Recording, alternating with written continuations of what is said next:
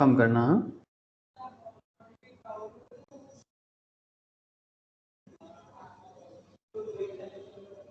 वैसे recording on हुआ है sir? Yes sir. Okay sir, ठीक है, देखो ठीक है सर। गुड इवनिंग टू फिर से ऑल ऑफ यू। अच्छा देखो, कंपनी लॉ में एक्स्ट्रा क्लास है, ठीक है। तो एक्स्ट्रा में टॉपिक क्या होगा? द टॉपिक इज दैट कि हम लोग आज बात करेंगे कॉर्पोरेट रीऑर्गेनाइजेशंस पे। किस पे बात करेंगे सर?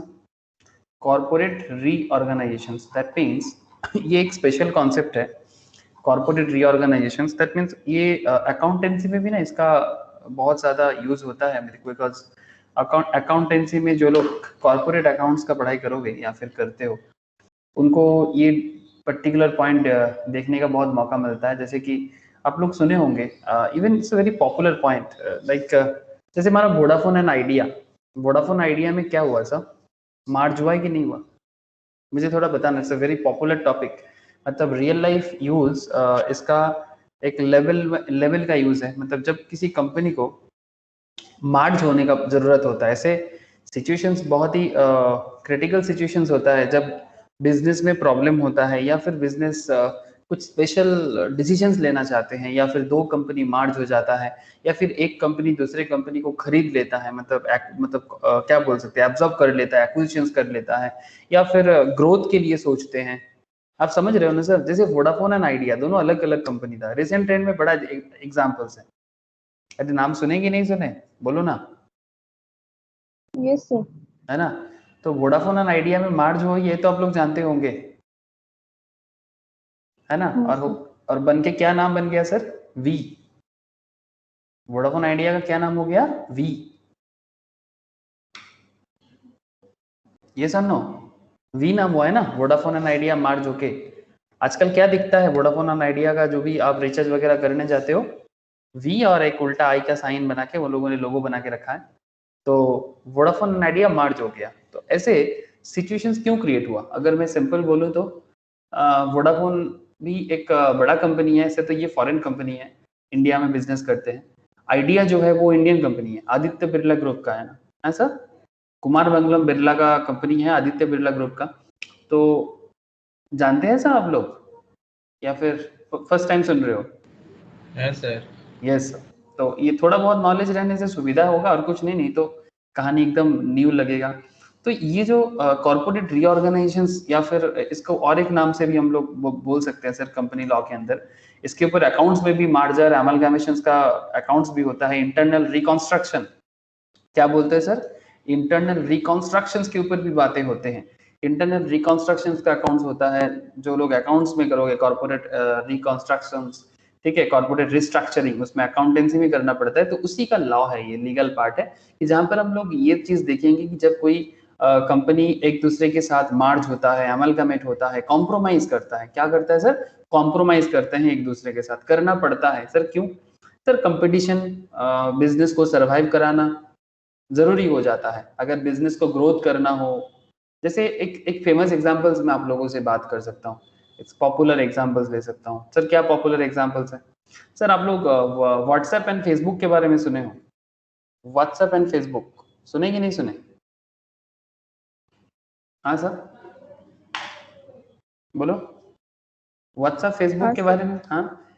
क्या फेसबुक व्हाट्सएप को खरीद लिया था? क्या फेसबुक व्हाट्सएप को ले लिया? ये खबर है ना आप लोगों के पास? हाँ, अरे है सर, है, आई नो। एक्चुअली क्या हुआ कि जब फेसबुक व्हाट्सएप को लिया, तो बेसिकली फेसबुक व्हाट्सएप को एक्विजिशन किया या फिर एब्जॉर्ब कर दिया, टोटल में फेसबुक व्हाट्सएप के अंदर आ गया। अब सवाल है कि सर क्या व्हाट्सएप अकेला नहीं चल सकता था? ये सर चल सकता था, बट व्हाट्सएप जिन्होंने बनाया उनको थोड़ा मनी का जरूरत होगा, या फिर उनको भी जरूरत था कि भाई मेरा बिजनेस को भी थोड़ा सा कैपिटल मिल जाए, बिजनेस को ग्रो करने का मौका मिल जाए।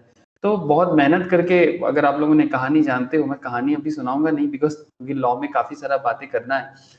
तो मैं बस इतना कहना चाहता हूँ कि जब बिजनेस को जरूरत होता है तो बिजनेसमैन कॉम्प्रोमाइज करता है, और खुद का बिजनेस दूसरे के साथ एक तरह का शेयर भी करता है, सेल कर देता है, ये भी बोल सकते हो।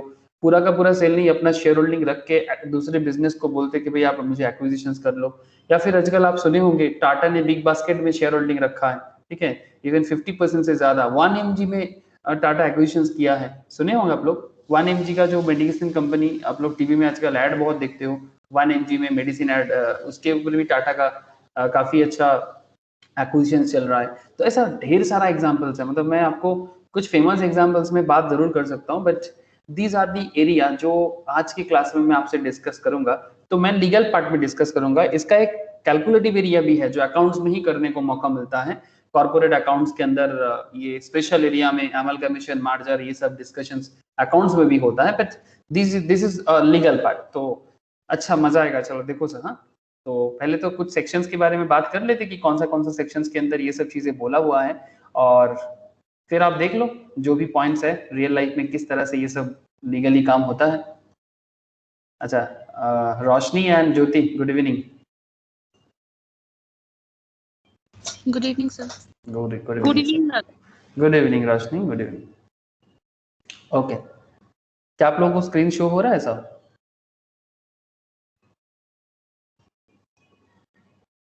हेलो? Yes sir. ओके, तो आप देख सकते हो जो चैप्टर है उसका नाम है सर कॉर्पोरेट रीऑर्गेनाइजेशंस, ऐसे, ठीक है। अब कॉर्पोरेट रीऑर्गेनाइजेशंस के साथ साथ इसमें और क्या पॉइंट है, मतलब इसको थोड़ा सा और डिटेल्स में भी बोल सकता हूँ मैं। कॉर्पोरेट रीऑर्गेनाइजेशंस ओवरऑल नाम है इसका, फिर इसको मैं थोड़ा सा अगर समरिटिकली बात करूँ कंपनीज एक्ट के अंदर सेक्शन वाइज, तो इसको कुछ इस तरह से कहा जाता है सर, कॉम्प्रोमाइज, अरेंजमेंट्स और अमलगमेशंस। क्या कहते हैं सर? कॉम्प्रोमाइज, अरेंजमेंट एंड और अमलगमेशंस। तो ये कॉम्प्रोमाइज क्यों? बिकॉज बिजनेस की जरूरत के कारण। जैसे कि section 230 power to compromise or make arrangement with creditors and members. Suppose मानो किसी कंपनी का बिजनेस में जो क्रेडिटर्स वगैरह है, उनको पैसा पेमेंट करना है, बट कंपनी पेमेंट नहीं कर पा रहा है, तो अगर कंपनी को अरेंजमेंट में प्रॉब्लम हो रहा है तो कंपनी कॉम्प्रोमाइज करते हैं, तो क्रेडिटर को कंपनी का शेयर होल्डिंग दे देता है। तो क्रेडिटर को शेयर होल्डिंग देने का क्या जरूरत है? तो बाद में अगर कंपनी अपने आप को ग्रो कर लिया तो क्रेडिटर को शेयर मिल जाएगा, और अगर बाई चांस कंपनी लिक्विडेट होके बिजनेस ही बंद हो रहा है तो इन दैट केस क्रेडिटर को कंपनी का परसेंटेज ऑफ शेयर होल्डिंग मिल जाएगा। तो जो भी हो, मतलब ये किसी भी तरह का एडजस्टमेंट हो सकता है। क्रेडिटर का जो भी अमाउंट ऑफ क्रेडिट था, मतलब जितना पेमेंट क्रेडिटर को देना था उसको कम कर देना, डिक्लाइन कर देना, उसको कट कर देना, जो भी, ठीक है। तो बेसिकली कॉम्प्रोमाइज, कैसे भी करके एक कॉम्प्रोमाइज पे आना, और make arrangement with creditors and members. 231 में बोलते sir power of tribunal, NCLT जो है ना sir, national company law tribunal, ठीक है। तो कंपनी लॉ ट्राइब्यूनल भी कॉम्प्रोमाइज और अरेंजमेंट के ऊपर काम करते हैं। 232 में merger and amalgamation of companies के बारे में, जैसे वोडाफोन आइडिया का जो बात मैं कर रहा था, टाटा का जो मैं बात कर रहा था, ठीक है। फिर आपका सान फार्मा के साथ क्या नाम है, famous medical company, medicine company है, मोस्ट प्रॉब्ली सान फार्मा एंड, ओहो नाम याद नहीं आ रहा है साहब, ठीक है मैं बाद में बोलता हूँ नाम। आप लोग, बहुत पॉपुलर कंपनी है, आपको अभी बताऊंगा तो याद आ जाएगा। तो इस तरह का बहुत सारा कॉन्सेप्ट है जहां पर कंपनी अमलगामेट होते हैं। मार्जर अमलगामेशन का किस तरह से होता है, 233 मार्जर और amalgamation of company with foreign company, जैसे वोडाफोन फॉरेन था, उसके साथ आइडिया ने मार्ज किया। तो ऐसे बहुत सारे कॉन्सेप्ट जो है, बेसिकली आज तो बस मार्जर और अमलगामेशन पे ही पूरा का पूरा क्लास खत्म हो जाएगा। तो बेसिकली कॉम्प्रोमाइज करना, अरेंजमेंट करना, अमलगामेट करना, मार्ज करना, तो ये 230 से लेके 40 के अंदर liability of officer to respect offence committed prior to merger amalgamation, अगर कुछ भी लाइबिलिटी है ऑफिसर्स का, उसको कैसे मतलब रिस्पेक्ट किया जाए, इसके ऊपर in respect of offences committed prior to merger, merger से पहले अगर किसी भी तरह का लाइबिलिटी है उसको कैसे एडजस्ट किया जाए। तो दीज आर दी एरियाज जिसके ऊपर मैं आप लोगों के साथ पूरा का पूरा कहानी शेयर करने वाला हूँ। तो कंपनीज एक्ट 2013 के अंदर कॉम्प्रोमाइज, अरेंजमेंट्स और अमलगमेशन, जो कॉर्पोरेट रीऑर्गेनाइजेशन में, मतलब कंपनीज का सिचुएशन जब थोड़ा बहुत क्या बताओ सर, हिल जाता है, ठीक है। कंपनीज का सिचुएशन थोड़ा बहुत जब हिल जाता है तब कंपनी अपने आप को मार्केट के अंदर एडजस्ट करता है, ठीक है। और एडजस्ट करने के नाम पे वो कुछ ना कुछ डिसीजंस लेते हैं। जैसे आप लोग कुछ फेमस एग्जांपल्स देखोगे तो आपका आइडिया फटाफट क्लियर हो जाएगा। अगर आप स्क्रीन में देख पा रहे हो सब, ये एक एग्जाम्पल्स के लिए मैंने इसको रेडी करके रखा था थोड़ा बहुत अभी आपसे बात करते करते। कोटक बैंक एक्वायर्ड आईएनजी वैश्या, ये आईएनजी वैश्या फॉरेन है और कोटक बैंक इंडियन है ना सर, आप लोग जानते होंगे।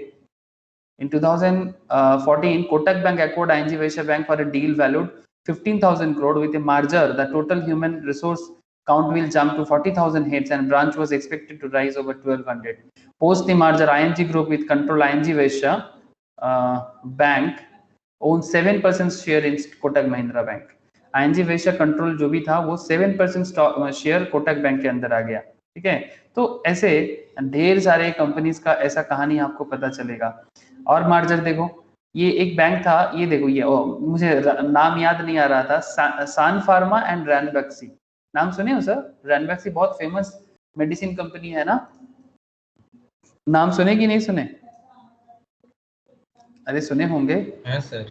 हाँ, तो ये सान फार्मास्यूटिकल्स जो इंडिया का बहुत ही फेमस एक मेडिसिन कंपनी है जो एलोपैथी मेडिसिन के लिए जाने जाते हैं।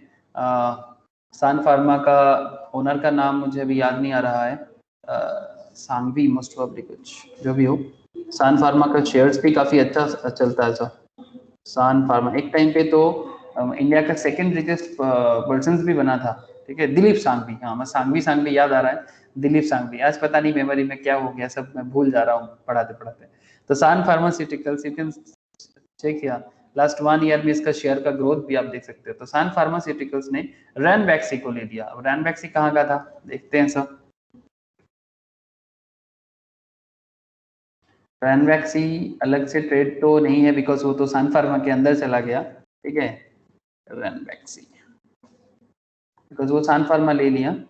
ऐसे रैनबैक्सी लैबोरेटरीज इंडियन फार्मास्यूटिकल्स अभी बन गया है, बट पहले ये इंडिया का नहीं था।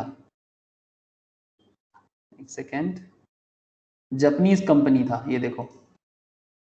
Ranbaxy was started by Ranbir Singh and Gurvak Singh in 1937 as a distributor for a Japanese company, Shionogi.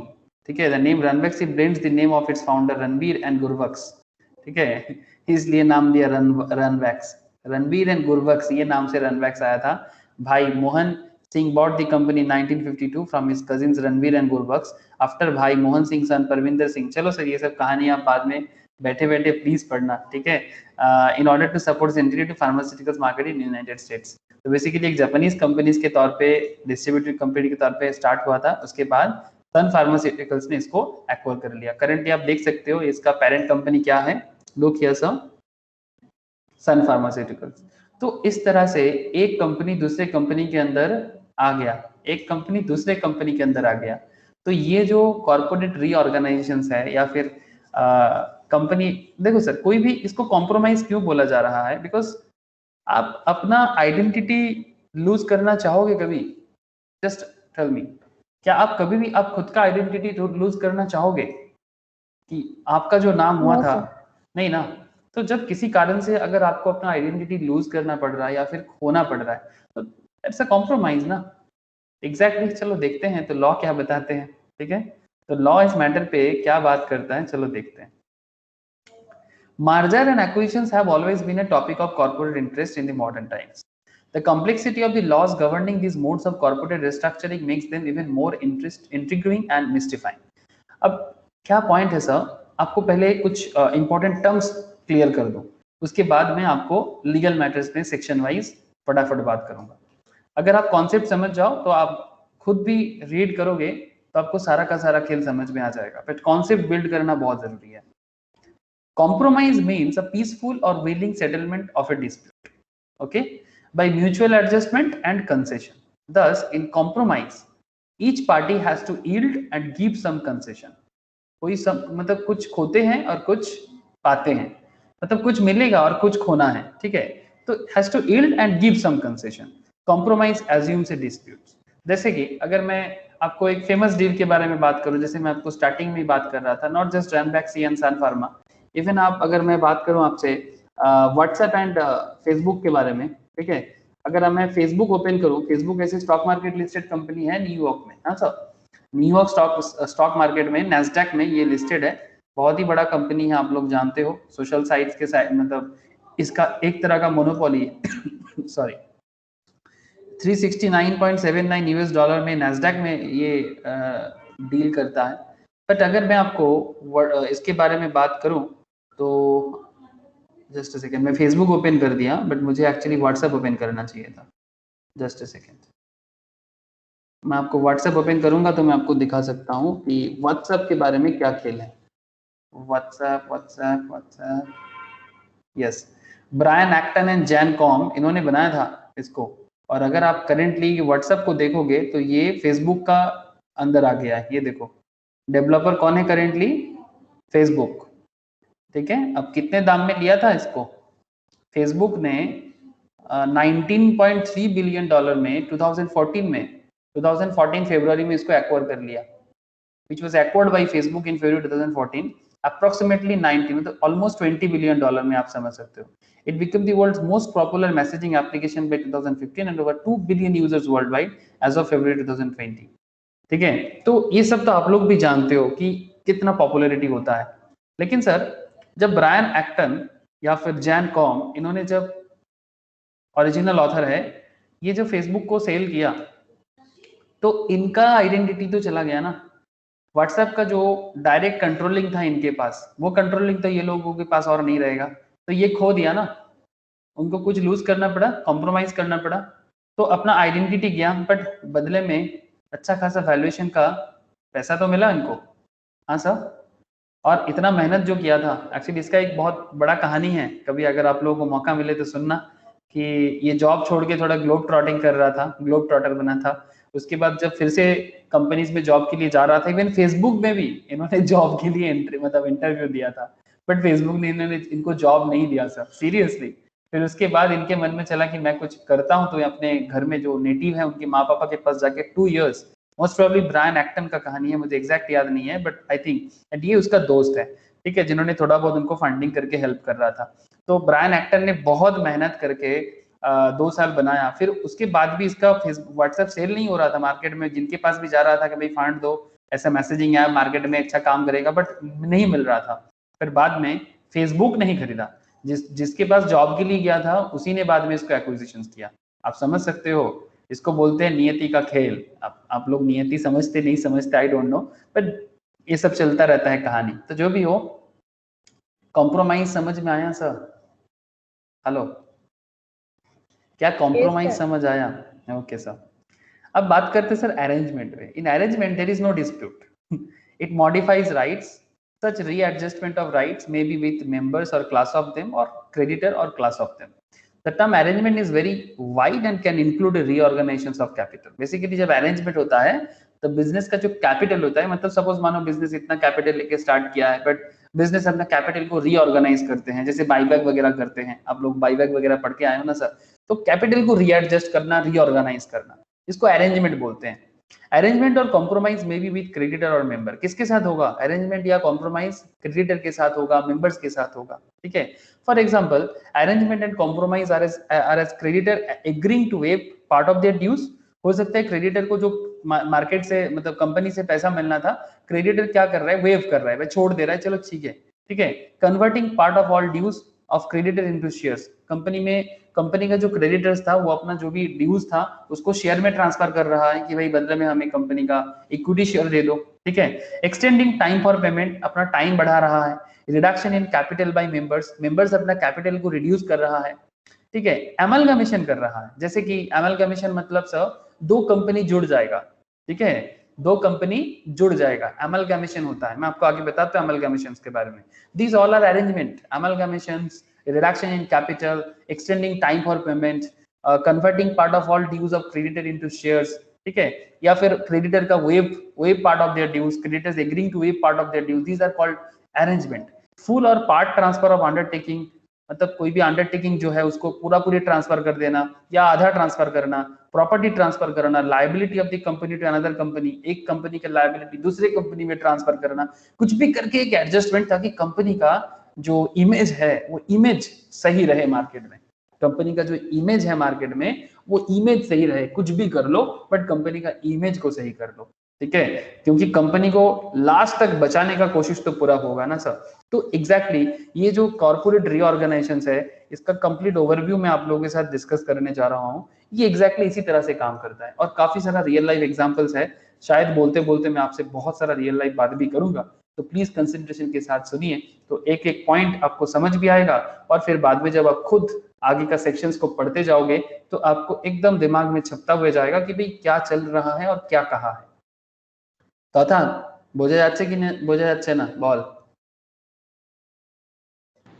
है सर। ओके ठीक। तो amalgamation का मतलब क्या है sir? Sir amalgamation means an amalgamation pursuant to the provision of Companies Act 2013। इसके ऊपर accounts भी होता है सर, ठीक है, और any other statute which may be applicable to companies and includes merger। amalgamations के अंदर merger मतलब amalgamations के अंदर merger एक तरीका है। Transfer company means the company which is amalgamated into another company, मतलब एक कंपनी amalgamate हो जाएगा दूसरे कंपनी के पास। Transferee company, transferor company means, transferor company किसको बोल रहे हैं सर? एक कंपनी ट्रांसफर हो रहा है मतलब कर रहा है और दूसरा कंपनी ट्रांसफर हो रहा है, एक कर रहा है एक हो रहा है।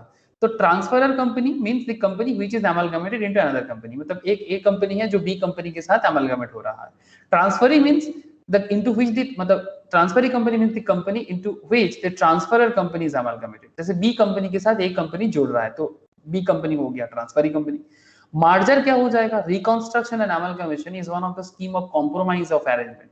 रिकंस्ट्रक्शन मतलब ये इसको इंटरनल, दो तरह का रिकंस्ट्रक्शन होता है सर, एक इंटरनल और एक एक्सटर्नल, ठीक है। मैं आपको नेक्स्ट पॉइंट में रिकंस्ट्रक्शंस के बारे में बात करूंगा, तो प्लीज थोड़ा सा पेशेंस रखो। तो merger and reconstruction and amalgamation is one of the scheme of compromise and arrangement. अब ये मार्जर वगैरह का तो मैं काफी सारा एग्जांपल्स आपको दे रहा था कि एक कंपनी जैसे कि वोडाफोन आइडिया ही देख लो। अच्छा व्हाट्सएप फेसबुक में अगर मैं बात करूं, व्हाट्सएप फेसबुक के अंदर टोटली आ गया, लेकिन नाम उन्होंने ब्रांड नेम रख दिया बिकॉज व्हाट्सएप का एक अलग ब्रांड नेम था, तो ब्रांड नेम यूज कर रहा है, बट व्हाट्सएप बोल के अभी कोई कंपनी नहीं है।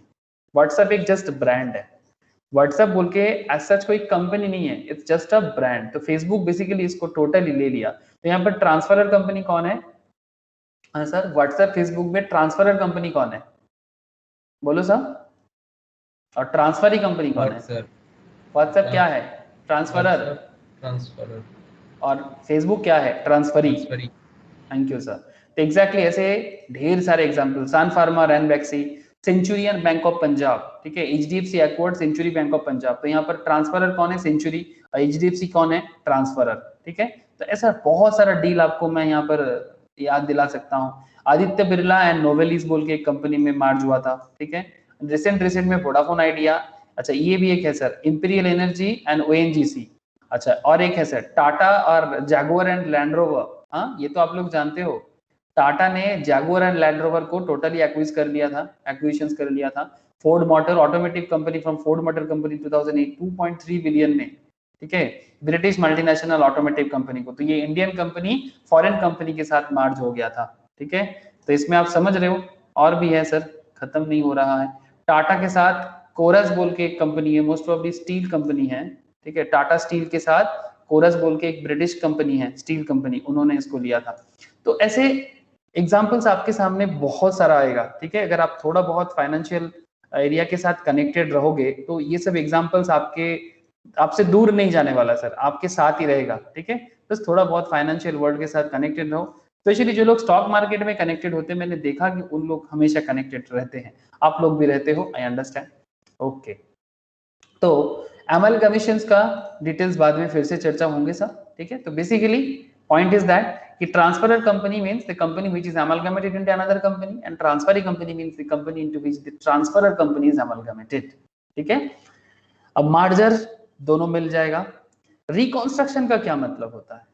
It is usually of only one company with while amalgamation involves two और मोर कंपनी। मतलब जब रिकंस्ट्रक्शन एक ही कंपनी के अंदर हो, से फॉर एग्जांपल अगर मैं रिसेंट ट्रेंड में आपको अगर मैं बात करूं, रिसेंट ट्रेंड में एक कंपनी का मुझे एग्जांपल्स याद आ रहा है सर। आप लोग येस बैंक के बारे में जानते हो?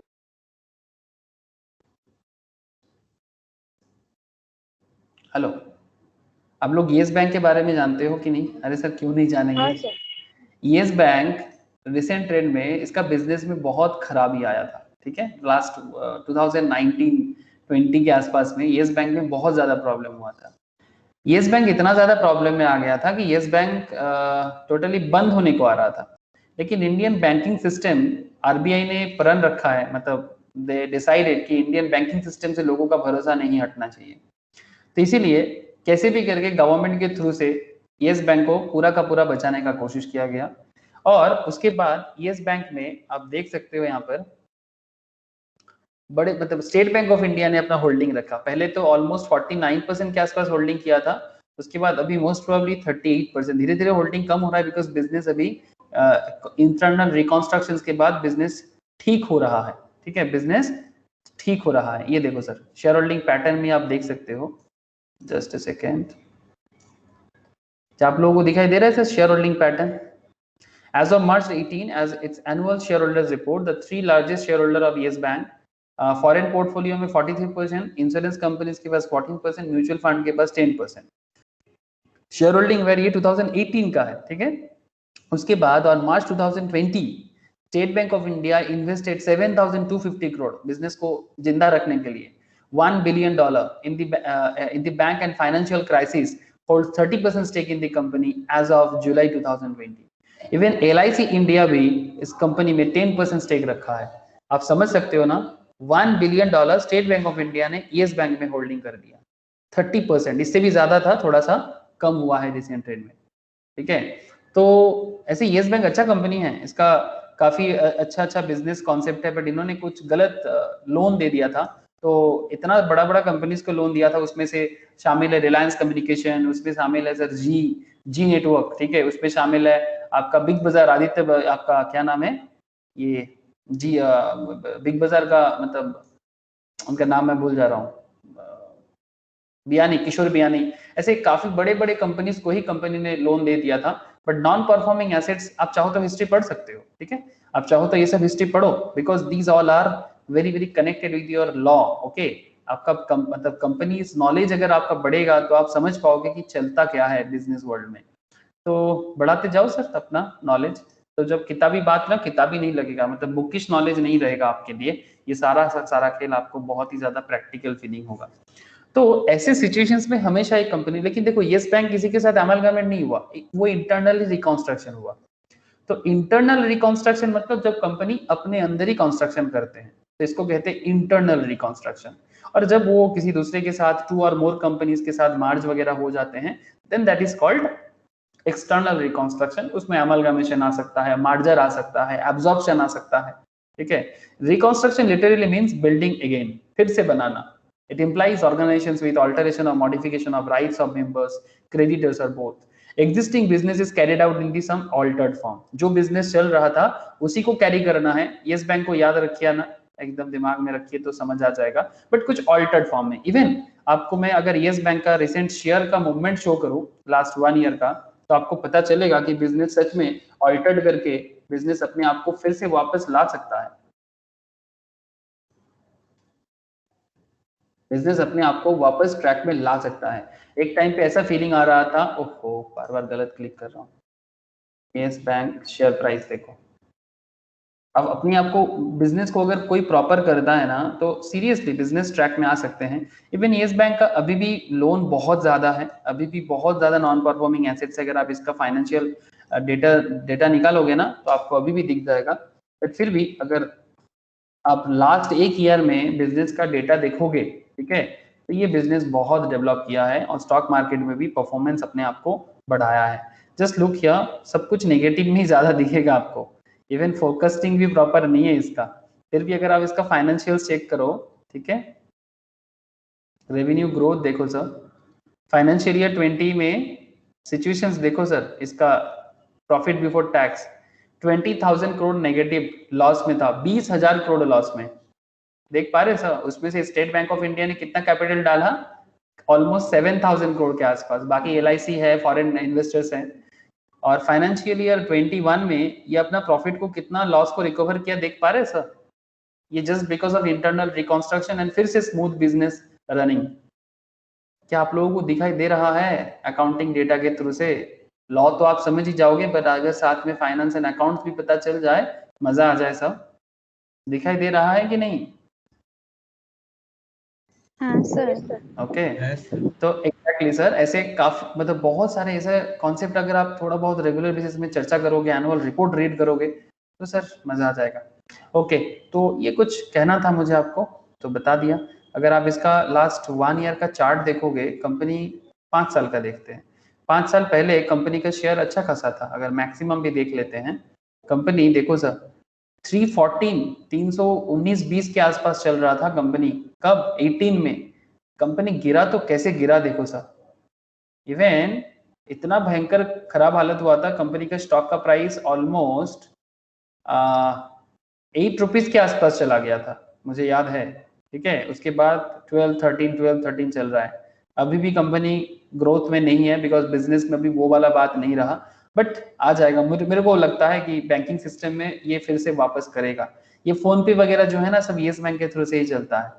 ठीक है, ऐसे और भी कहानी है, इसका बिजनेस बढ़ रहा है, बट फिर भी लोगों का जो भरोसा था, भरोसा थोड़ा टूटा है। बट किसी का नॉर्मल जो पैसा बैंक में डिपॉजिट था उसमें कोई प्रॉब्लम नहीं हुआ सर।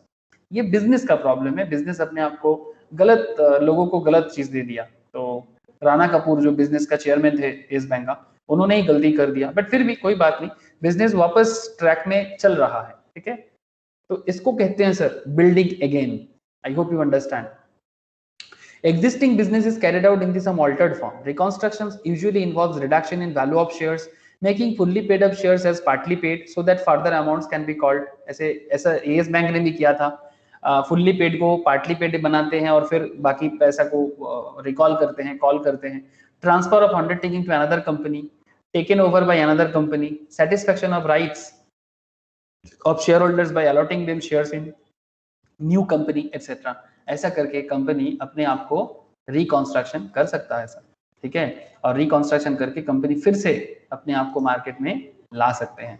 रिसेंट ट्रेंड में जेट एयरवेज के बीच में ऐसा बात चल रहा है, जेट एयरवेज के बारे में ऐसा बात चल रहा है, एयर इंडिया के बारे में ऐसे बात चल रहा है। ऐसे एयर इंडिया के बारे में कुछ ऐसा ही चल रहा है ना मार्केट में कहानी सा, टाटा मोस्ट प्रोबेबली लेने वाला है, ऐसा बात सुना होगा आप लोगों ने, सुना कि नहीं सुना? एयर इंडिया का लॉस तो बहुत ज्यादा है, 50,000 करोड़ के आसपास का लॉस लेके बैठा हुआ एयर इंडिया, जानते हैं क्या? हेलो হ্যাঁ স্যার, স্যার এখনো তো প্রসেস হচ্ছে। हाँ प्रोसेसिंग, हाँ वही इंटरनल रिकंस्ट्रक्शन प्रोसेस में ही है बेसिकली। अब देखो क्या होता है, वो अमलगमेट हो जाए तो फिर वो इंटरनल नहीं एक्सटर्नल रिकंस्ट्रक्शन ही करना पड़ेगा। अब इंटरनल लेवल में एयर इंडिया में और कुछ रहा नहीं है। ठीक है, इंटरनल लेवल में और कुछ हो नहीं सकता, अब जो भी होगा স্যার অপারেশনস ही तो नहीं কোনো ওটার। एग्जैक्टली मतलब एयर इंडिया बंद तो नहीं हुआ अभी तक, चलता तो है सर।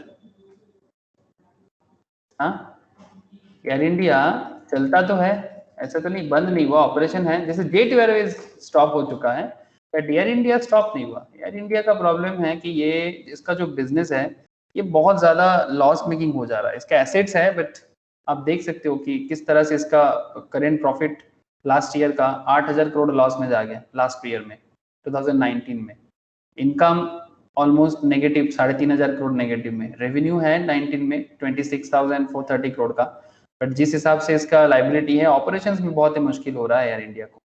तो देखो अभी क्या होता है। ऐसे ये पहले टाटा का ही था, बाद में गवर्नमेंट को दिया गया था, आप अगर हिस्ट्री पढ़ोगे तो जान जाओगे। ठीक है, चलो चलो टाइप्स ऑफ अमलगमेशंस के बारे में देख लेते हैं कि कितना तरह का अमलगमेशंस होता है। Amalgamation in nature of merger, okay, और amalgamation in the nature of purchase. amalgamation in nature of merger and amalgamation in the nature of purchase.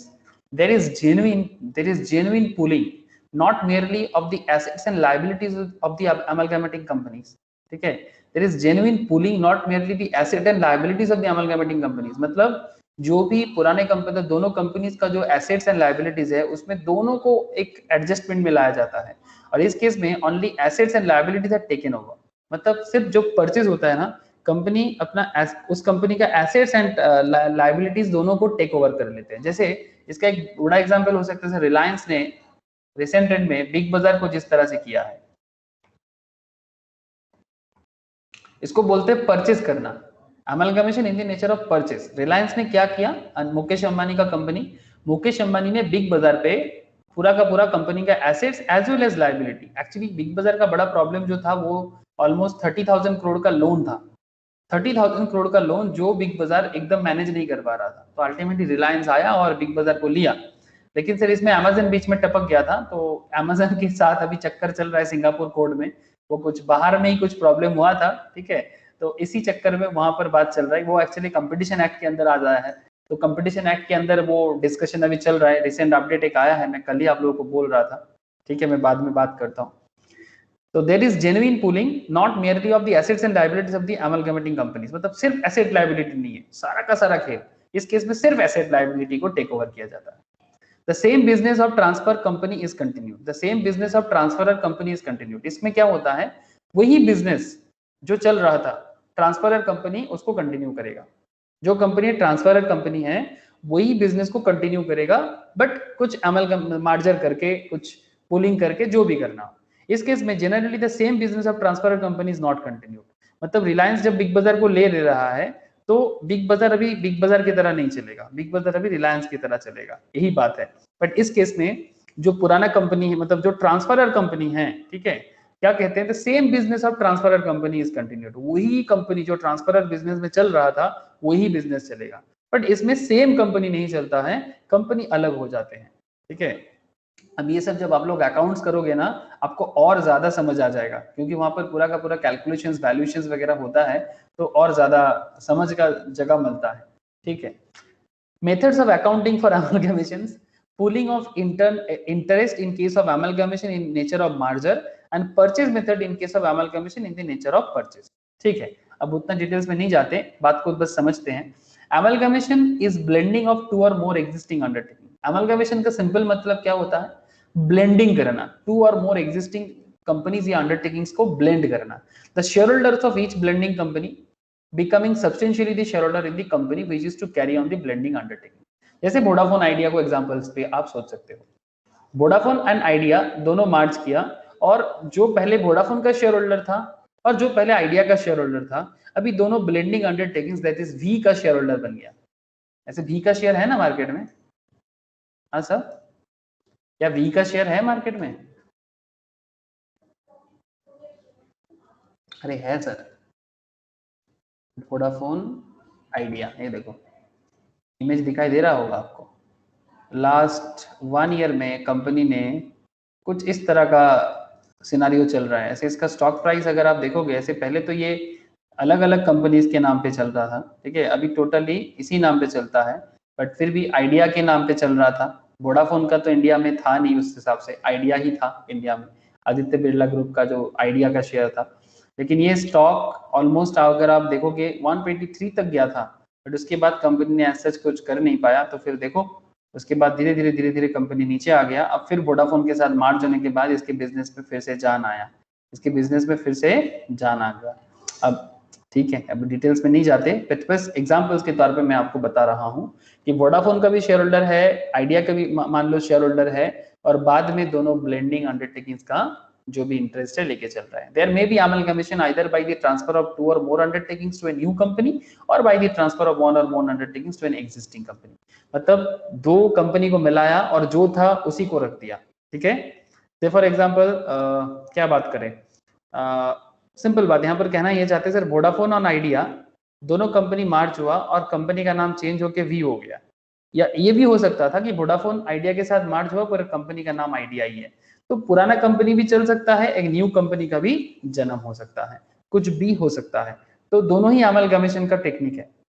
There may be amalgamation either by the transfer of two or more undertakings to a new company or by the transfer of one or more undertakings to an existing company।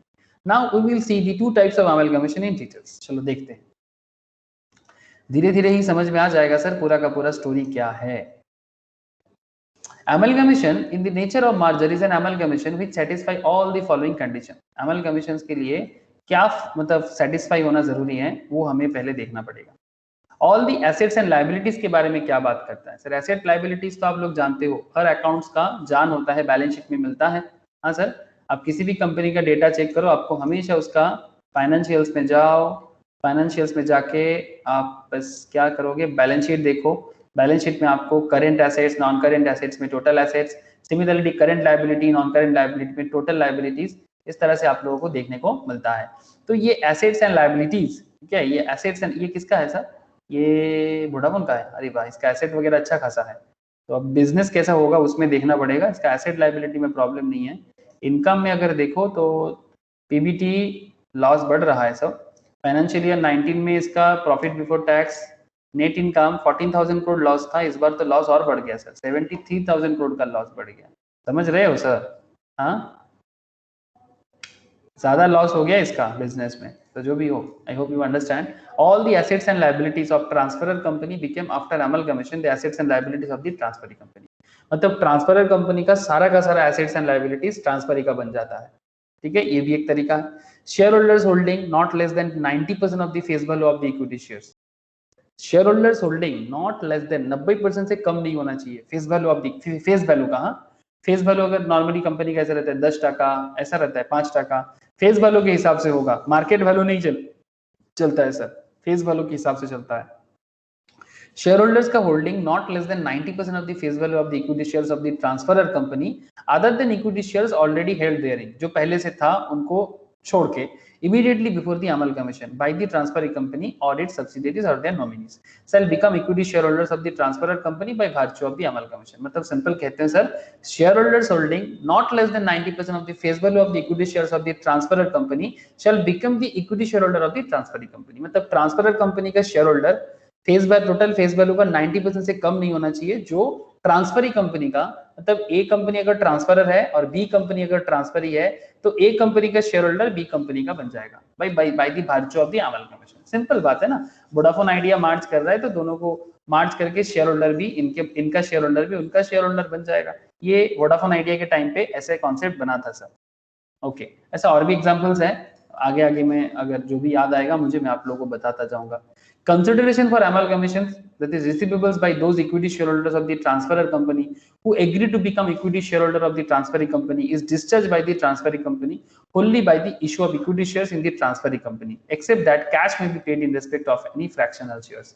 मतलब अगर मानो कि कोई consideration देना पड़ता है, तो अगर कोई शेयर होल्डर निकलना चाहता है, ठीक है, ये क्या कहते हैं सर, वो agree to become equity shareholder of the transferee company is discharged by the transferee company wholly by the issue of equity shares।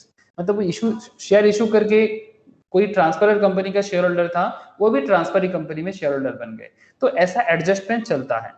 The business of the transferor company is intended to be carried on after the amalgamation. मतलब जो transferor company है उसका business चलेगा, कौन चलाएगा? Transferee company चलाएगा, मतलब जिसमें वो बदला वो चलाएगा। ठीक है, no adjustment is intended to be made to the book value of the assets and liabilities of the transferor company.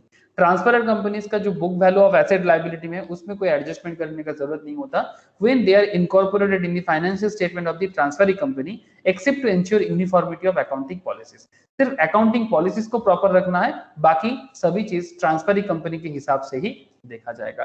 Transferor company में ज्यादा कुछ एडजस्टमेंट करने का जरूरत नहीं होता। तो ये अमलगमेशन का प्रोसेस है सर। ठीक है, ये सब लॉ में बोला गया है। अब जब अकाउंटेंसी भी साथ में सीख लोगे ना, जब आप लोग अकाउंट्स करोगे मैम के पास, तब आप लोगों को ये सब चीजें और पता चल जाएगा कि किस तरह से कंपनी लेवल में अमलगमेशंस, मर्जर, ये सब चीजें, कैलकुलेशंस वगैरह या फिर हिसाब किताब होता है।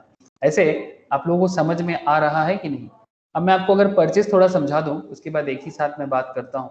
Amalgamation in the nature of purchase, ये आप जैसे वोडाफोन बोल रहे हैं, बिग बाजार एंड रिलायंस का केस आप देख सकते हो। ठीक है, या फिर आप व्हाट्सएप, फेसबुक देख सकते हो।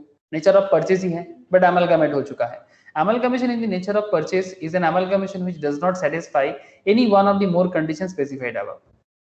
आप ध्यान से सुनना, amalgamation in the nature of purchase is an amalgamation which does not satisfy any one or more of the conditions specified above। कोई भी एक या फिर उससे ज्यादा कंडीशन अगर सेटिस्फाई नहीं करता है, तब उसको क्या बोलेंगे? नेचर ऑफ परचेस बोलेंगे। Chapter 15 covering section 230 to 40 Companies Act deals with provisions related to compromise, arrangement and amalgamations। इसमें बोला गया है, the compromise, arrangement and amalgamation reconstructions requires approval of NCLT। ये इसके लिए आपको नेशनल कंपनी लॉ ट्रिब्यूनल का अप्रूवल चाहिए, अदरवाइज हम नहीं कर सकते। ये NCLT का पावर है, कंपनी लॉ ट्रिब्यूनल का पावर है, तभी जाके आप कर सकते हो।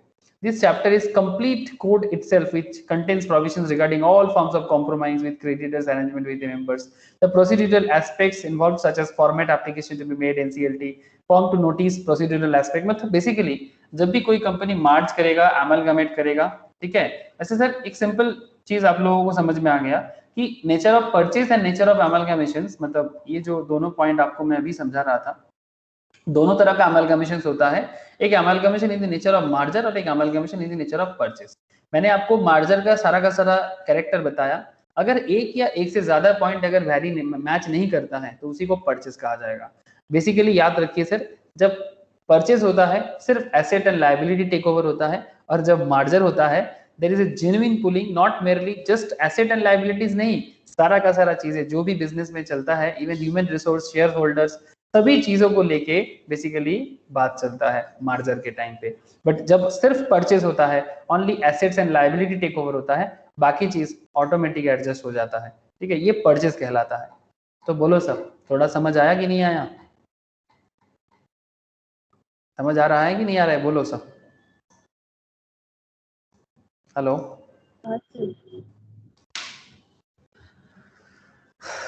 Okay sir.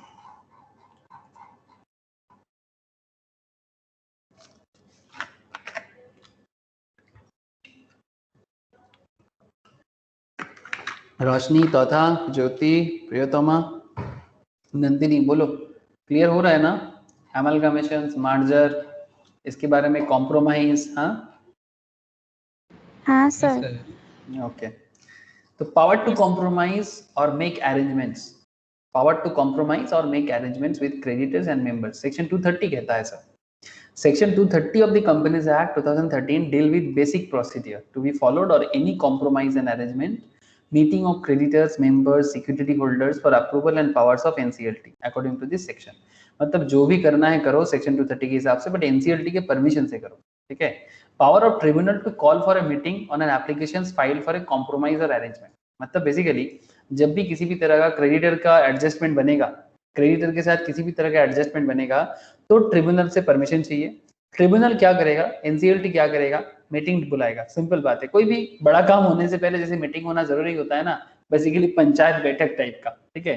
For a meeting on an application file for a compromise or arrangement, subsection 1 में कहा गया है where A compromise or arrangement is proposed, 230 subsection 1, section 230 subsection 1 में कहा गया है where A compromise or arrangement is proposed. क्या propose होगा?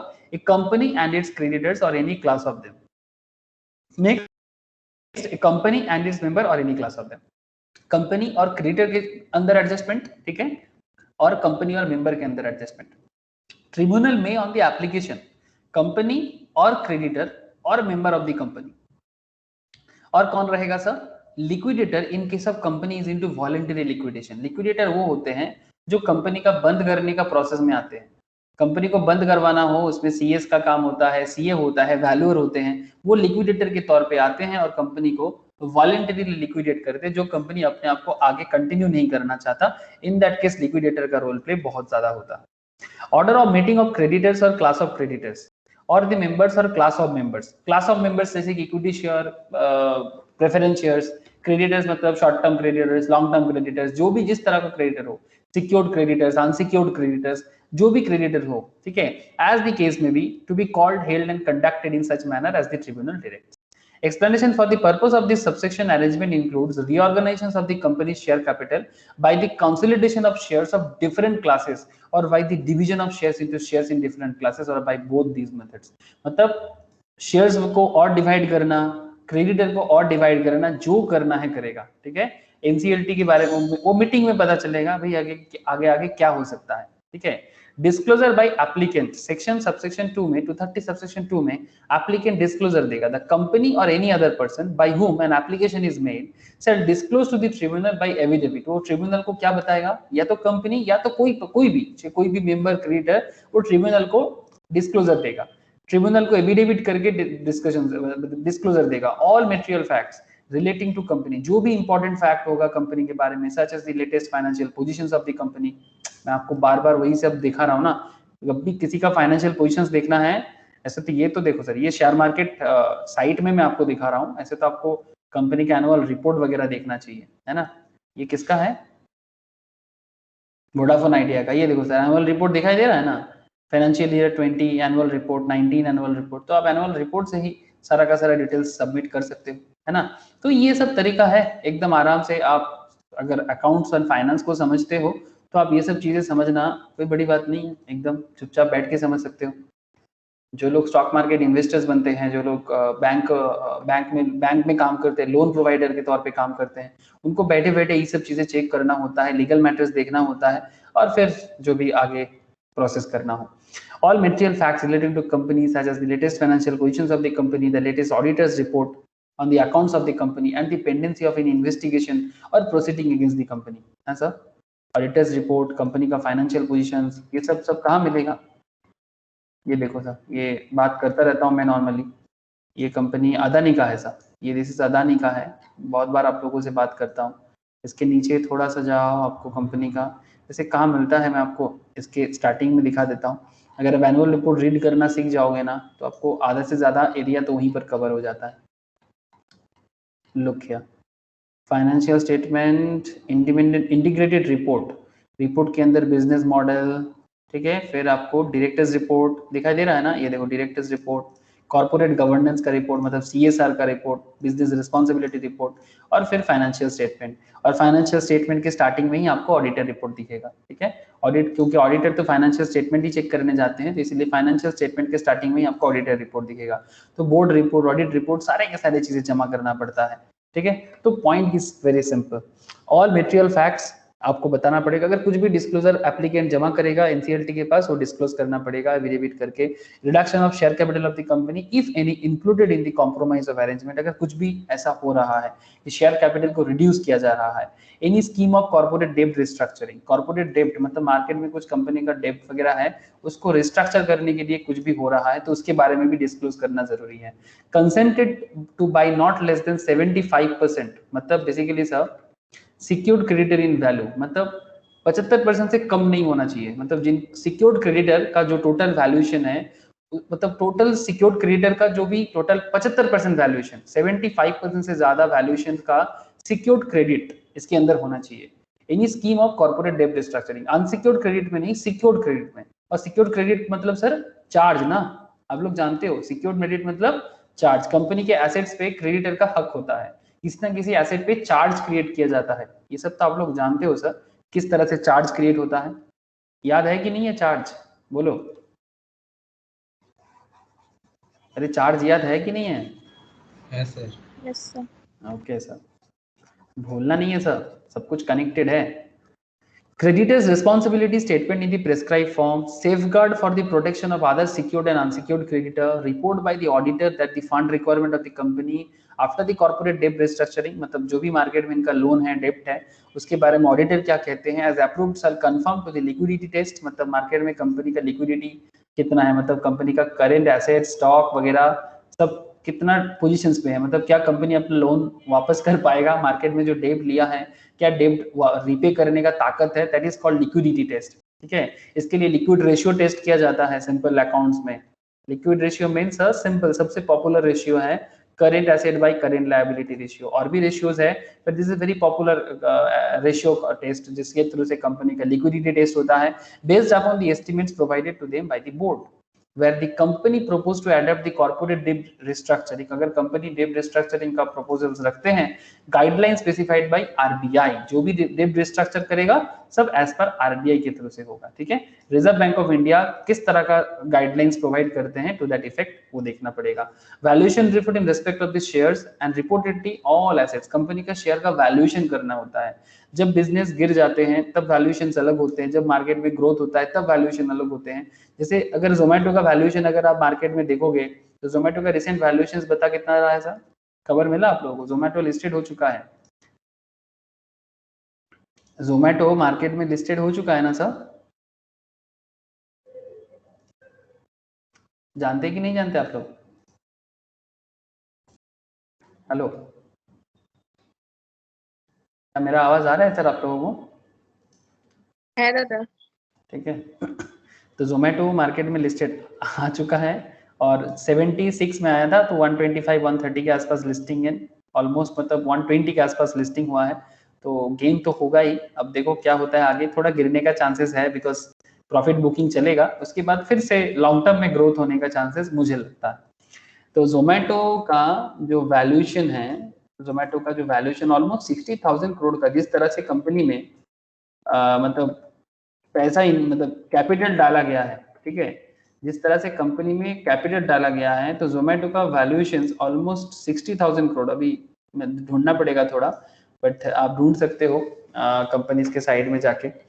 तो बेसिक बातें ये है कि valuation report, movable immovable property, asset का वैल्यू, सब कुछ देखना पड़ता है कंपनी को। किसी भी तरह का क्या करने से पहले कंपनी को किसी भी तरह का power to compromise or make arrangement with creditors and members, तो इसके लिए एनसीएलटी को डिस्क्लोज करना पड़ेगा सारे के सारे डेटा, तभी जाके आप ये सब कर सकते हो। नोटिस ऑफ मीटिंग कंडक्टेड और ऑर्डर ऑफ ट्रिब्यूनल, सेक्शन 3 बताते हैं। तो कंपनी क्या करेगा, एनसीएलटी के पास सब कुछ डिस्क्लोज करने के बाद, when the meeting is proposed to be called in pursuance of order of the tribunal, a notice of such meeting shall be sent to इसको all the creditor and classes of creditor, all the members and class of members, and the debenture holders of the company, secretary regulator under section 230 subsection 5, individually all the address registered with the company, जिसका registered company के मतलब address है company के पास, वो सारे के सारे। साथ में नोटिस में कुछ एनेक्सर भी डालना चाहिए। क्या एनेक्सर में डालेगा, notice of meeting shall be accompanied by statement disclosing details of the compromise of arrangement, ठीक है, मतलब किस तरह से कॉम्प्रोमाइज हो रहा है उसका डिटेल्स बताना पड़ेगा। जस्ट अ सेकेंड सर,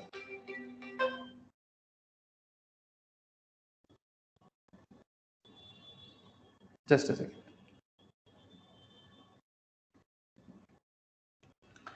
किस तरह से कंपनी अपना अरेंजमेंट, कॉम्प्रोमाइज एंड अरेंजमेंट कर रहा है उसका details. Copy of valuation report, valuation हुआ है वैल्यूअर के थ्रू से, चार्टर्ड के थ्रू से, वैल्यूएशन रिपोर्ट दो। Explaining their effect on creditors, KMPs, की मैनेजरियल पर्सनल्स, कौन कौन है केएमपीज में, आप लोग तो जानते ही हो केएमपीज कौन है, promoters, non promoters, members, debenture holders, and the effect of compromise or arrangement on any mutual interest of the directors of the company or the debenture trustee. Such other matters as may be prescribed under Rule 6 of Companies or Compromise Management and Arrangement Rule 2016. अगर कुछ भी और matter जो rule के अंदर बोला गया है अगर वो हो तो सारे के सारे डिटेल्स आप एनेक्स करो नोटिस के साथ और मीटिंग बुलाओ, ठीक है, कि भाई हमें क्रेडिटर और मेंबर के साथ कुछ कॉम्प्रोमाइज और अरेंजमेंट करना है। और इसके बारे में नोटिस कहाँ भेजोगे, इसके बारे में एडवर्टाइजमेंट नोटिस दे दो। Such notice and other documents are also be placed website of the company में बताना चाहिए। In case of a listed company, अगर स्टॉक मार्केट लिस्टेड कंपनी है, then this documents have be sent to the security exchange board of India, SEBI, and stock exchange like BSE और NSE, ठीक है, of the companies are listed for placing on their website, मतलब BSE NSE के site में भी आपको मिलना चाहिए। and shall also be published in newspaper in such a manner as prescribed in Rule 7 of the Companies Compromise Arrangement and Amalgamation Rule 2016. Basically एक vernacular language of this particular state and या फिर English newspaper जो popular है उसके अंदर। Time period for receipt of the copies of compromise or arrangement, simple बात है, यहाँ पर कुछ basics बातें क्या है sir. Where the notice of the meeting is also issued by way of advertisement, it shall indicate the time within which copies of compromise or arrangement shall be made available to the concerned persons free of charge from the registered office of the company. कितना दिन के अंदर ये data collect किया जाएगा। Time period for receipt of copies of the compromise or arrangement, उसके बारे में भी नोटिस में बताना चाहिए। Notice to sectoral regulators, notice किसको और भेजना चाहिए, सेक्टोरल रेगुलेटर्स को। सर सेक्टोरल रेगुलेटर्स कौन होते हैं, ध्यान दे दो। If likely to be affected by the compromise of arrangement, subsection 5 में कहा गया है 230 के, a notice along with all documents in such a form as may be prescribed shall also be sent to central government, income tax authorities, Reserve Bank of India, Security Exchange Board of India, registrar, respective stock exchange, official liquidator, Competition Commission of India established under Competition Act 2002 if necessary, अगर जरूरत हुआ तो, ठीक है, and such other sectoral regulators or authorities which are likely to be affected by the compromise or arrangement, जिनके साथ कुछ connection रहेगा उन्हें भी भेजना पड़ेगा। shall require that representation if any to be made by them shall made within a period of 30 days, कितने दिन के अंदर, 30 days, shall require that representations if any to be made by them shall be made within a period of 30 days from the date of receipt of such notice, failing which it shall be presumed that they have no representation to make on the proposals. अगर 30 दिन के अंदर ये सब authorities को अगर कुछ भी नहीं कहना है तो ये मान लिया जाएगा कि they don't have any representation to make on the proposal। तो इस particular proposals में मतलब जो अरेंजमेंट एंड मतलब जो भी चेंजेस वगैरह करना चाहते हो क्रेडिटर्स एंड मेंबर्स के केस में, इसमें इनका कोई आपत्ति नहीं है, ऐसा ही मान लिया जाएगा। तो 30 दिन के अंदर उनको नोटिस पाने के अंदर कुछ भी अगर कहना हो तो कहना जरूरी है, रिप्रेजेंटेशंस बताना जरूरी है, ठीक है। एंड ट्रिब्यूनल में dispense with calling of a meeting of creditor or class of creditors where such creditor or class of creditors having at least 90% value, मतलब टोटल जो क्रेडिट या क्रेडिटर्स का टोटल जो 90% वैल्यू जिसका होगा वो अगर एग्री करता है या कंफर्म करता है by way of affidavit to the scheme of compromise of arrangement, मतलब अगर 90% ऑफ द क्रेडिटर्स का टोटल वैल्यूएशंस, से फॉर एग्जांपल कंपनी का टोटल 100 रुपीस में से 100 रुपीस का क्रेडिटर है, ठीक है, 100 रुपीस का क्रेडिटर, तो 90% से ज्यादा मतलब 90 रुपीस से ज्यादा अमाउंट का वैल्यूएशंस वाले क्रेडिटर्स अगर एग्री या कंफर्म करता है एफिडेविट करके, तब वो scheme of compromise of arrangement किया जाएगा, सबसेक्शन 9 में कहा गया है। Vote to the adoption of compromise of arrangement, इसके लिए वोट भी होगा, ठीक है। A notice shall provide that persons to whom the notice is sent may vote in the meeting either themselves or through proxies or by postal ballot to the adoption of compromise of arrangement, मतलब compromise and arrangement करने के लिए, internal reconstruction या external reconstructions करने के लिए within 1 month from the date of receipt of such notice, provided that any objection to the compromise or arrangement, अगर किसी को भी कॉम्प्रोमाइज और अरेंजमेंट पे किसी भी तरह का मतलब ऑब्जेक्शंस हो, shall be made only by persons holding not less than 10%, मतलब जिसके पास 10% से कम शेयर होल्डिंग होगा वो ऑब्जेक्शन नहीं कर सकता, कम से कम 10% शेयर होल्डिंग और हैविंग आउटस्टैंडिंग डेब्ट अमाउंटिंग नॉट लेस देन 5%, मतलब कंपनी का जो मतलब टोटल जो लोन प्रोवाइडर अगर वो है, मतलब जिनको लोन, जो कंपनी का लेंडर है, अगर कंपनी का टोटल डेब्ट का 5% होल्डिंग डेब्ट उनके पास में है कम से कम, ठीक है, तो वो लेटेस्ट ऑडिटेड फाइनेंशियल स्टेटमेंट के हिसाब से तो वो ऑब्जेक्शन कर सकते हैं ये कॉम्प्रोमाइज और अरेंजमेंट में। कौन सर? कॉम्प्रोमाइज अरेंजमेंट में कौन ऑब्जेक्शन कर सकते हैं? अगर किसी शेयर होल्डर का 10% से कम शेयर होल्डिंग होगा तो नहीं कर सकता, और अगर किसी लेंडर का जो कंपनी के आउटस्टैंडिंग लाइबिलिटीज डेब्ट का पार्ट उनके हाथ में है, कंपनी का जो लाइबिलिटी है 5% से कम नहीं होना चाहिए, तब जाके वो ऑब्जेक्शन कर सकते हैं किसी भी तरह का कॉम्प्रोमाइज एंड अरेंजमेंट की तरफ। अब उसके रिगार्डिंग उसको बताना भी पड़ेगा, तो फिर ऑब्जेक्शंस बड़ा इंपॉर्टेंट पॉइंट है sir. Objection to company compromise arrangement shall be made by persons कौन होल्डिंग 10% और मोर share holding and having outstanding डेब्ट और more of the total outstanding डेब्ट, कंपनी का जो टोटल डेब्ट और आउटस्टैंडिंग डेब्ट है उसका 5% से कम नहीं होना चाहिए। बोलो सर, क्लियर हो रहा है क्या? हेलो, क्लियर हो रहा है? Yes sir. है दादा। ओके सर, बस सिंपल बातें हैं। अब ज्यादा कॉम्प्लेक्स करोगे तो कॉम्प्लेक्स बन जाएगा, लेकिन चीजों को जितना सिंप्लीफाइड वे में पढ़ सकते हो, समझ सकते हो, समझ जाओगे। बाइंडिंग ऑर्डर ऑफ ट्रिब्यूनल, अगर कुछ बाइंडिंग ऑर्डर ट्रिब्यूनल देते हैं, एनसीएलटी देते हैं तो मानना पड़ेगा। Where at a meeting held majority of persons representing 3/4 in value, 3/4 in value, 3/4 mean sir कितना परसेंटेज होता है? बोलो। 75% of the creditor, 3/4 value of the creditor, 75% value of the creditor or class of creditor or members or class of members as the case may be, voting in person or by proxy or by postal ballot, agree to any compromise or arrangement, and if such compromise or arrangement is sanctioned by the tribunal by an order, the same shall be binding on the company, तो company को करना पड़ेगा। all the creditors or class of creditors or members or class of members as the case may be, in case of company being wound up, मतलब अगर company को बंद करना है, ऑन द लिक्विडेटर, मतलब जो कंपनी को बंद करने का ऑफिशियल लिक्विडेटर है, अपॉइंटेड अंडर दिस एक्ट और under the insolvency and bankruptcy code, ठीक है, जैसे विजय माल्या का कंपनीज के साथ हुआ है, रिलायंस कम्युनिकेशंस के साथ चल रहा है, बैंक्रप्सी कोड में आ गया है ना सर, एज द केस में B and the contributories of the company. तो अगर ट्रिब्यूनल ने बता दिया और 75% वैल्यू से ज्यादा क्रेडिटर्स या मेंबर्स ने बता दिया, तो फिर बात तो मानना पड़ेगा सर, तब तो ट्रिब्यूनल पास कर ही देगा ना, कॉम्प्रोमाइज एंड अरेंजमेंट के लिए बता ही देगा कि भाई कर लो जो भी कॉम्प्रोमाइज अरेंजमेंट करना है, इतना आसानी से तो नहीं मिल सकता। Particulars to be stated in order, क्या क्या ऑर्डर में देगा? An order made by tribunal shall provided for any of the following matters where the compromise or arrangement provides for conversion of preference shares into equity shares, उसके बारे में बताएगा। अगर किसी भी protection of any class of creditor, किसी भी तरह का क्रेडिटर को अगर प्रोटेक्ट करना हो तो उसके बारे में बताएगा। जो भी जरूरी बातें हैं इनमें से कुछ भी बोल सकते हैं, नॉट जस्ट कि सारा का सारा, जो भी जरूरी बातें हैं वो पर्टिकुलरली बाइंडिंग में बोलेगा। कौन? एनसीएलटी बोलेगा। किसको? कंपनी को बोलेगा। If the compromise arrangement results in variations of the shareholders rights, it shall be given effect to under the provision of section 48। अगर कॉम्प्रोमाइज अरेंजमेंट करने के बाद शेयर होल्डर्स के राइट में वेरिएशन आ जाता है तो उसके बारे में भी बताना जरूरी है। If the companies or arrangements is agreed to by the creditors under subsection 6 and any proceedings pending before the board for industrial and financial reconstructions BIFR, ठीक है, board for industrial and financial reconstruction establish under section 4 of the sick industrial company. Sick मतलब sir जिनका तबीयत खराब है ना, सिक मतलब क्या, सिक मतलब जिसका तबीयत खराब है, तो उसी के लिए बोर्ड बनाया गया है, board for industrial and financial reconstruction BIFR बनाया गया है 1985 में। तो उनको बताना पड़ेगा if the companies or arrangement is agreed to by the creditors under subsection 6 any proceedings pending before board, मतलब अगर BIFR के पास कुछ भी पेंडिंग केसेस है तो उसके बारे में बताना भी जरूरी है, और ये सिक इंडस्ट्रियल कंपनीज के केस में ही लागू होता है। अगर सिक ना होता तो फिर कॉम्प्रोमाइज और अरेंजमेंट करने की भी जरूरत नहीं होता। सच अदर मैटर, अगर कुछ भी अदर मैटर हो तो वो भी बताएगा। Tribunal exit to dissenting shareholder, अच्छा ये भी देखना पड़ेगा, including exit for dissenting share holder, मतलब जो शेयर होल्डर मैटर को एग्री नहीं कर रहा था, if any as that in the opinion of the tribunal necessary to effectively implement the terms of the compromise or arrangement.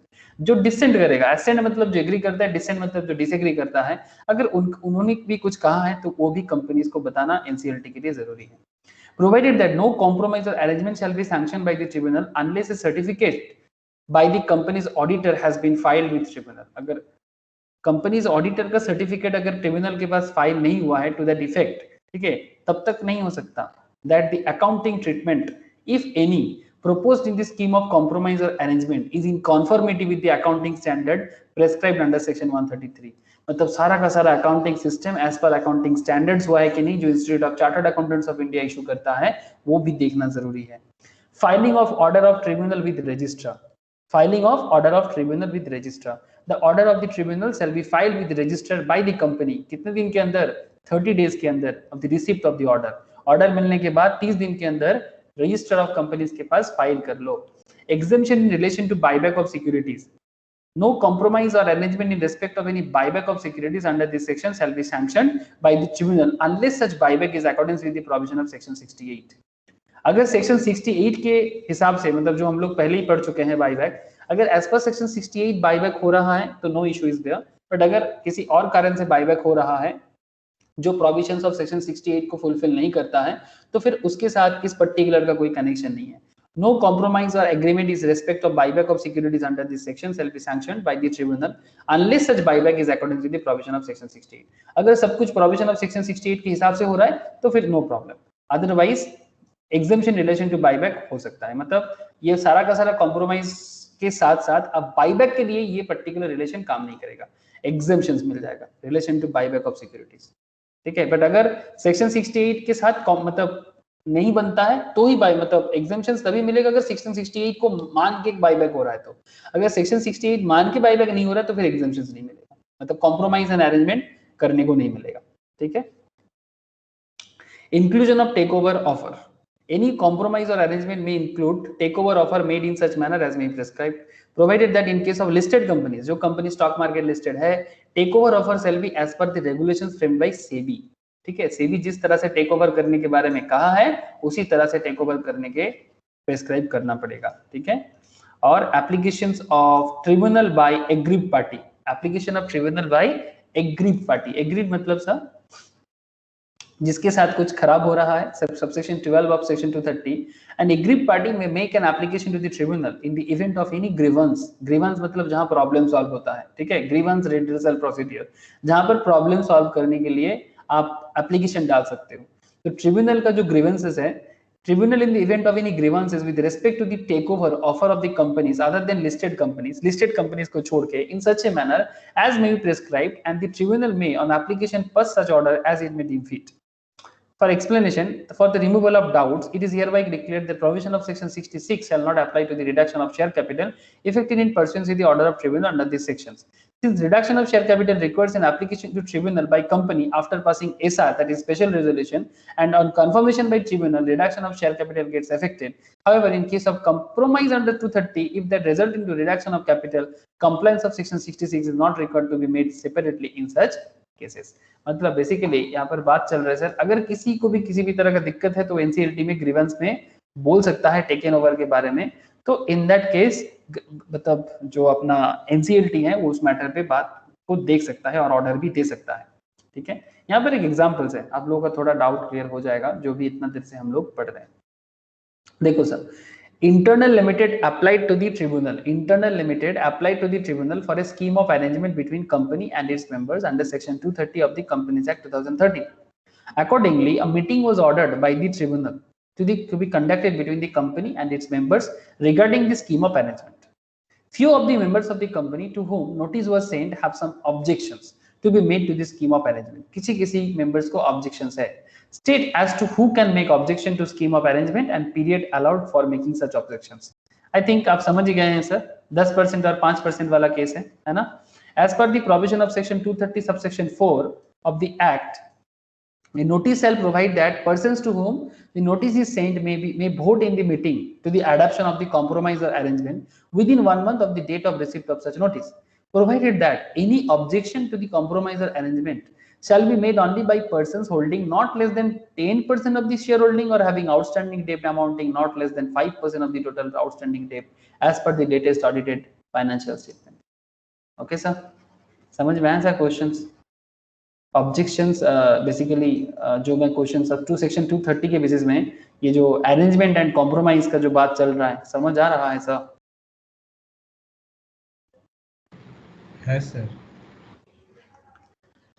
Section 230 तो समझ गए सर, कॉम्प्रोमाइज और अरेंजमेंट के बारे में। अब यहाँ पर पावर ऑफ ट्रिब्यूनल के बारे में क्या कहा गया है कि अगर ट्राइब्यूनल जो है सर, ट्राइब्यूनल खुद आके भी कर सकता है to enforce the order. Where the tribunal makes an order under section 230 sanctioning a compromise or arrangement in respect of a company, it shall have power to supervise the implementation of the compromise or arrangement.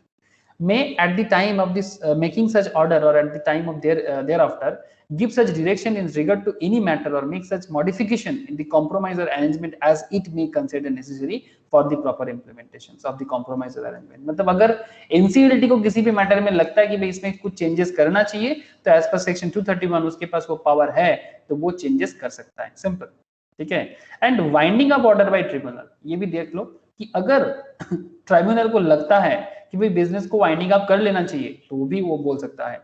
If the tribunal is satisfied that compromise or arrangement sanctioned under section 230 cannot be implemented satisfactorily within or without modification, and the company is unable to pay its debt as per the scheme, company अपना जो भी market में loan है वो repay नहीं कर पाएगा, it may make an order for winding up of the company and such an order shall be deemed to be an order made under section 273. Very important point. Retrospective effect of order. The provision of this section shall so far as may be also applied to a company in respect of which an order has been made before the commencement of this act sanctioning a compromise or arrangement. मतलब पुराने date से भी NCLT बोल सकता है कि भाई इस डेट से नहीं, आपको पुराने डेट से। रेट्रोस्पेक्टिव का मतलब होता है सपोज करेंटली डेट चल रहा है 2021 24th ऑफ जुलाई, इस डेट में अगर कोई बात चल रहा है तो कंपनी बोल सकते हैं कि नहीं, आपको सारा का सारा खेल 2015 से मेंटेन करना होगा, जो भी रिस्ट्रक्चरिंग होगा फ्रॉम 2015, इसका परमिशन भी दे सकता है। ऐसा एक परमिशन दिया गया था, प्रणब मुखर्जी फाइनेंस मिनिस्टर थे, ठीक है, और वोडाफोन के साथ कुछ ऐसे रेट्रोस्पेक्टिव केस हुआ था, मुझे नहीं देखते हैं सर, अगर आपको दिखा सकते हैं रेट्रोस्पेक्टिव। प्रणब मुखर्जी तब फाइनेंस मिनिस्टर थे, प्रणब मुखर्जी विथ वोडाफोन, देखते क्या मिलता है।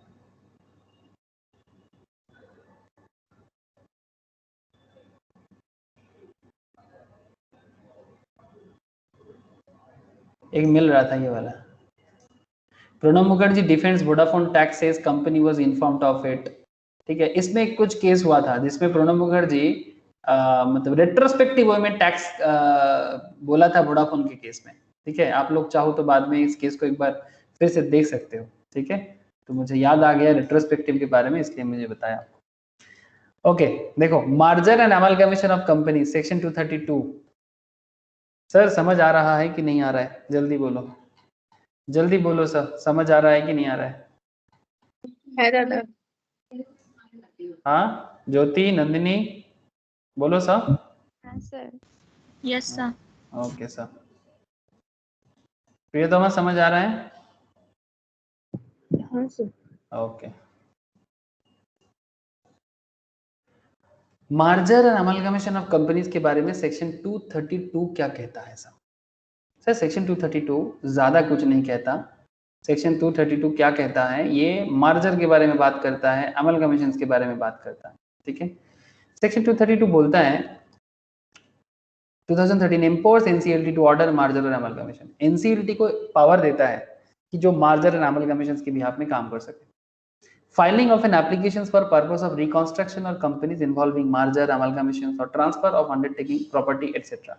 Subsection 1 of 232, where an application is made to the tribunal under section 230 for sanctioning or compromise or arrangement proposed between a company and any such persons are mentioned in that section and it's shown in the tribunal.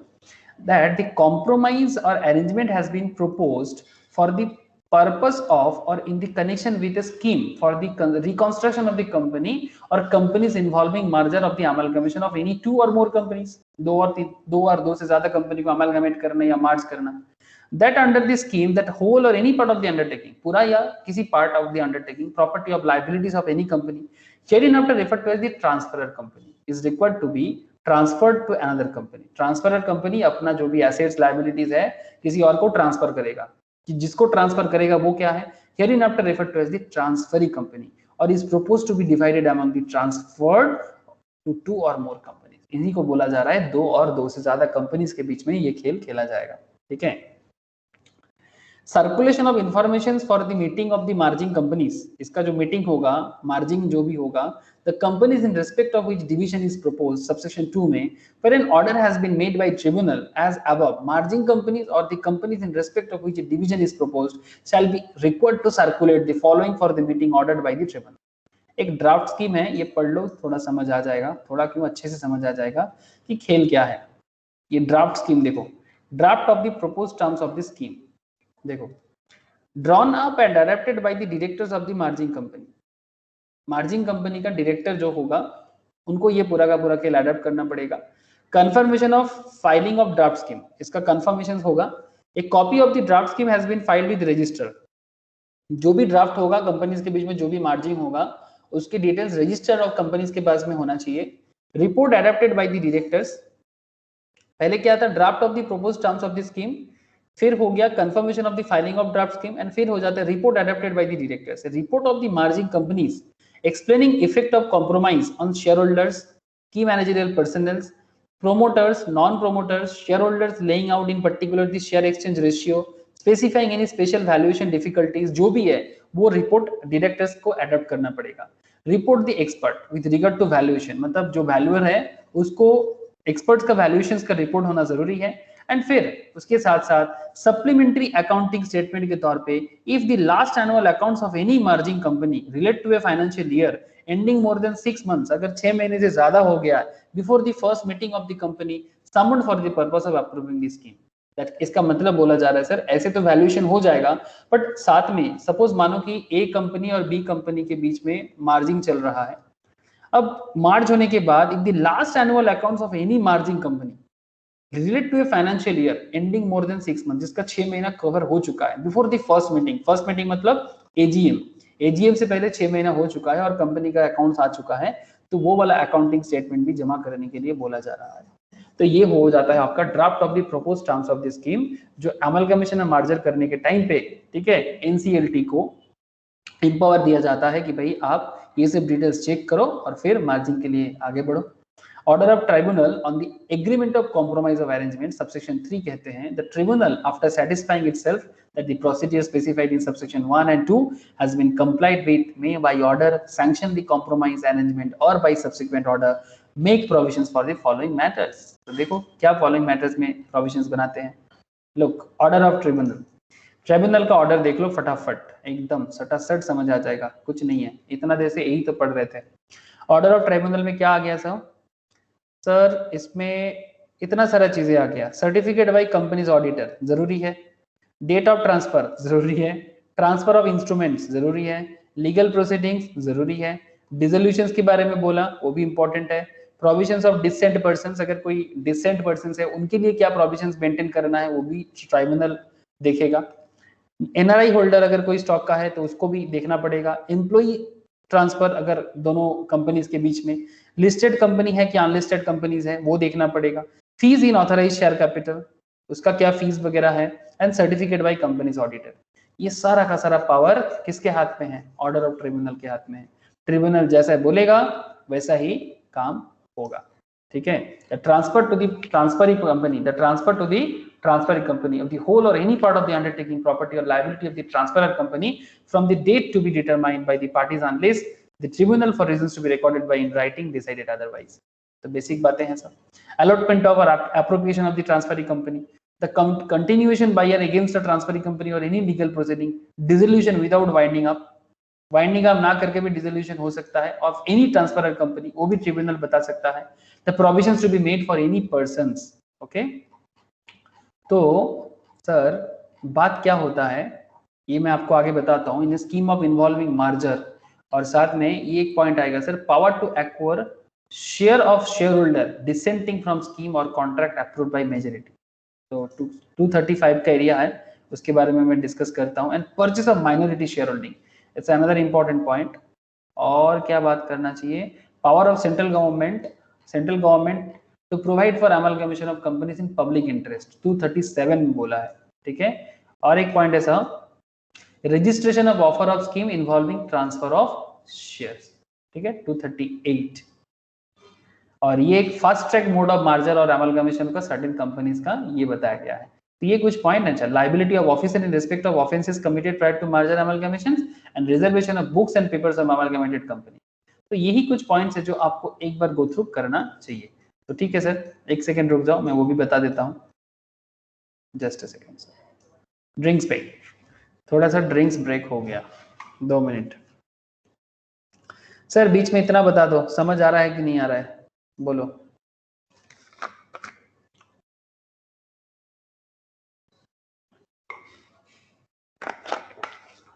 Nandini, प्रियतमा, तथा बोलो sir, clear हो रहा है कि नहीं? है sir. Okay sir. तो power to acquire shares of share holders, एक सेकेंड रुक जाओ, एक सेकेंड, कहाँ चला गया?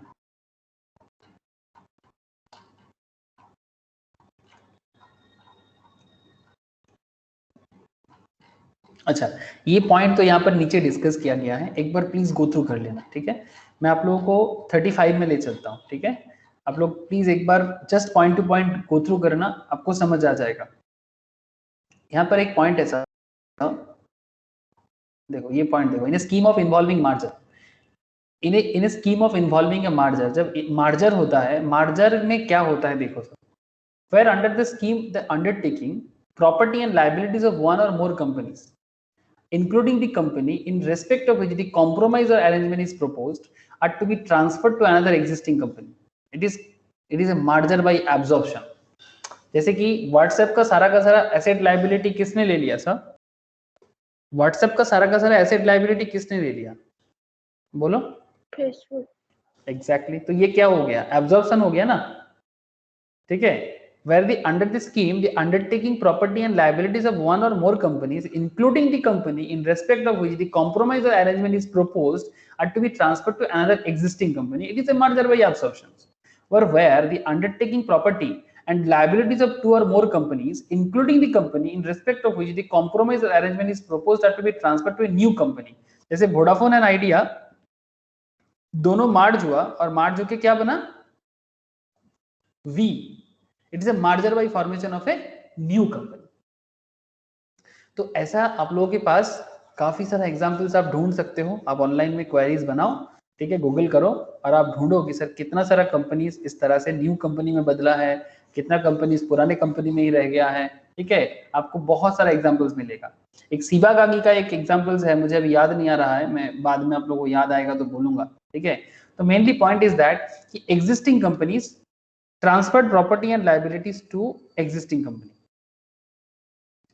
Existing company transferred property and liabilities to existing company. This is called merger by absorption.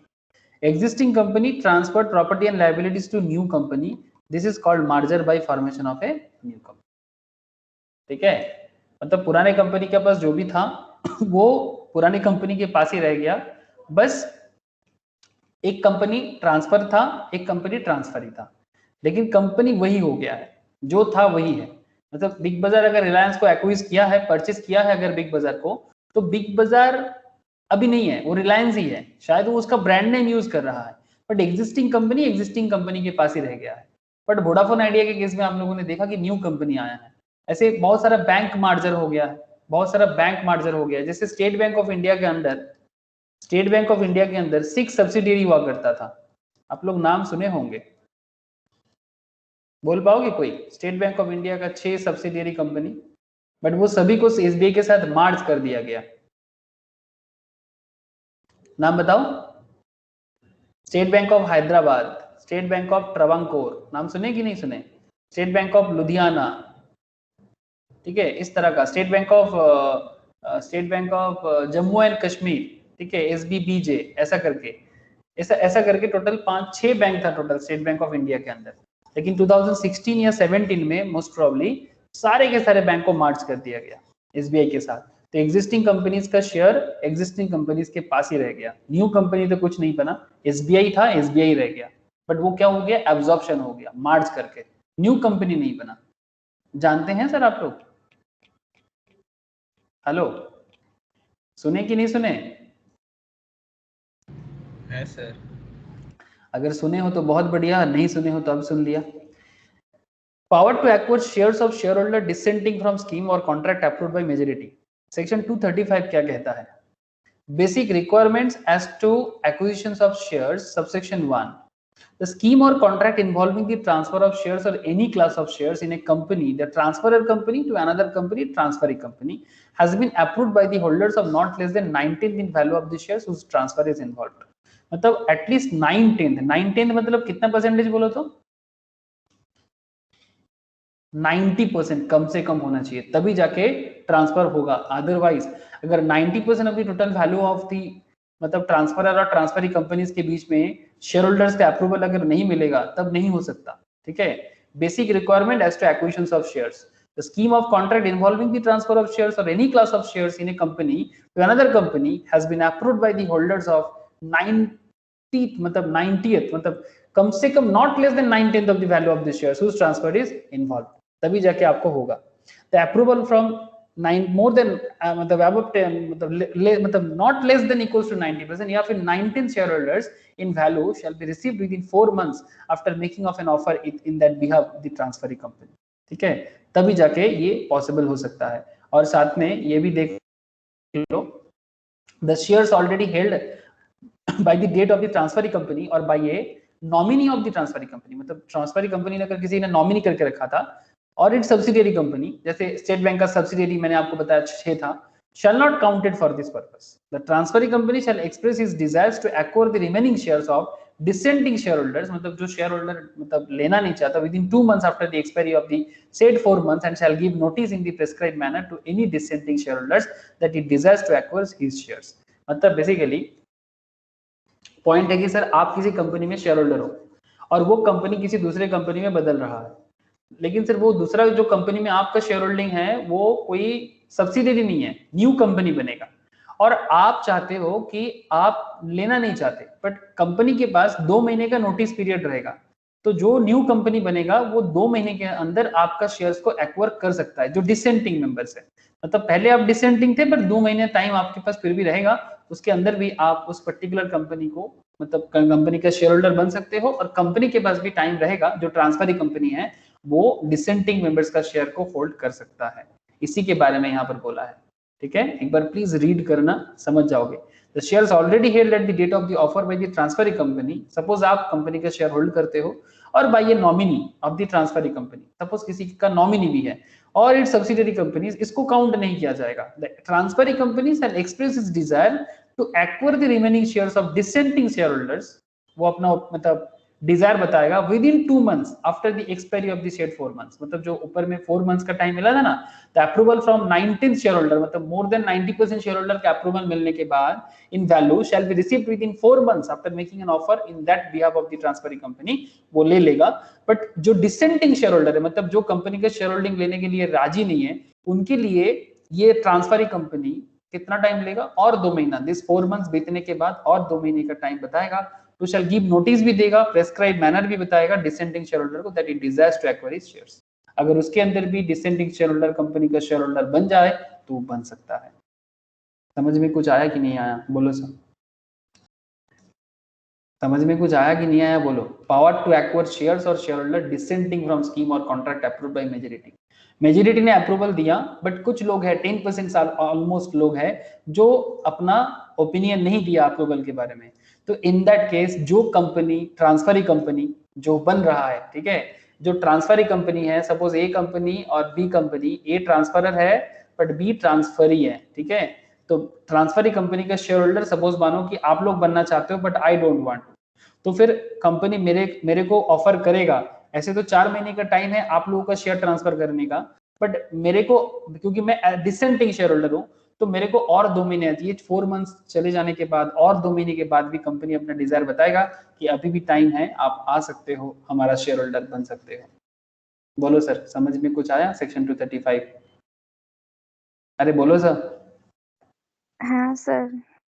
Okay, ऐसा ही होता है sir. Order of tribunal, even tribunal भी बोल सकता है डिसेंडिंग शेयर होल्डर का शेयर लेने के लिए। where a notice under subsection 1 is given, the transferring company shall, unless on an application made by the dissenting shareholder to the tribunal within 1 month from the date of which the notice was given through the tribunal, thinks fit for order otherwise, be entitled to and bound to acquire those shares on the terms on which, under the scheme or contract, the shares of the approving shareholder are to be transferred to the transferring company.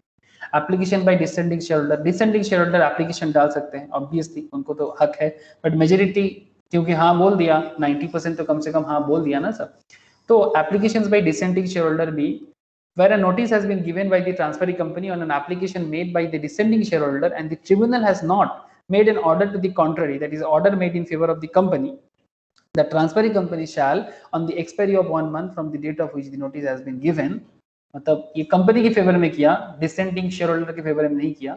If an application with tribunal by the dissenting share holder is then pending, nothing is required to be done. अगर pending है तो और कुछ करने का जरूरत नहीं है, और कंपनी को भी कुछ करने का मतलब उस पर्टिकुलर डिसेंडिंग शेयर होल्डर को शेयर लेने का जरूरत नहीं है। After that application has been disposed of, जब ये एप्लीकेशन डिस्पोज हो जाएगा, shall send a copy of notice to the transferor company together with an instrument of transfer to be executed on behalf of the shareholder by any person appointed by the transferor company and on its own behalf of the transferring company, and pay or transfer the transferor company the amount of other consideration representing the price payable by the transferring company for shares which the company is entitled to acquire। मतलब basically जो पुराने share holders थे, जो descending share holders थे, उनका जो भी due वगैरह है वो सब कुछ ट्रांसफरर कंपनी ट्रांसफरिंग कंपनी के साथ एडजस्ट करके वो एडजस्ट कर लेगा, जो और न्यू कंपनी का शेयर होल्डर बनना नहीं चाहता है। बस यही है। अब इसी के लिए आपको थोड़ा सा एक बार गो थ्रू करना पड़ेगा। यहाँ पर एक एग्जांपल्स है, थोड़ा सा मजा आ जाएगा, चलो देख लेते हैं। एग्जाम्पल देखो सर, अभी तक जितना सारा चीज पढ़े समझ आ जाएगा। Special Company Limited, a company incorporated under the Companies Act 2013, have applied to the tribunal for a scheme of arrangement under Section 230 of the Companies Act 2013. The tribunal, by way of an order, approved the scheme of arrangement involving amalgamation with Flip Company. क्या नाम है? Special Company Limited, a company incorporated under Companies Act 2013, tribunal को apply किया scheme of arrangement के लिए under 230 के हिसाब से of the Companies Act 2013. The tribunal, by way of an order, approved the scheme of arrangement involving amalgamation with Flip Company. तो special company का amalgamation होगा Flip Company Limited under Section 232 of the Act. Accordingly, the required number of shareholders have given the approval, मतलब 9/10 to become the shareholders of Flip Company Limited, जो Flip Company का shareholder बनना चाहता है under Section 235 of the Act. Okay. However, few shareholders have not consented to become the shareholders of Flip Company Limited. You are required to state the legal procedure to be followed by dissenting shareholders. Note: Flip Company Limited has given a notice to dissenting shareholder that it desires to acquire its shares. Flip Company ने बताया कि हम आपको अपना share holder बनाने के लिए ready है, ठीक है। वही 4 महीना 2 महीने का नोटिस का एरिया याद आ रहा है ना? अब देखो सर, अब इसका आंसर देख लो, समझ आ जाएगा।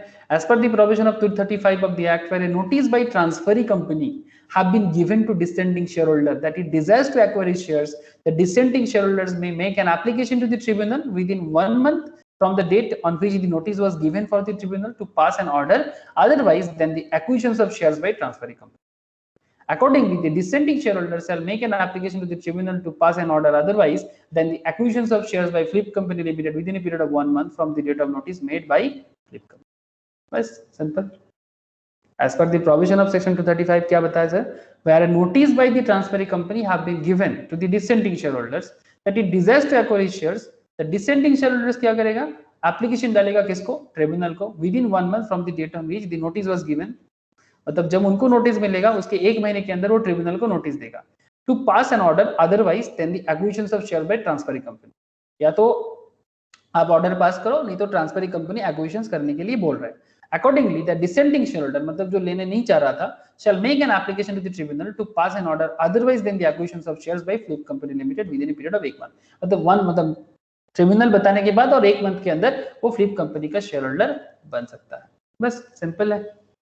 बोलो सर, क्लियर हुआ एग्जाम्पल? डिसेंटिंग शेयर होल्डर का क्या किया जाए, समझ में आया कि नहीं आया?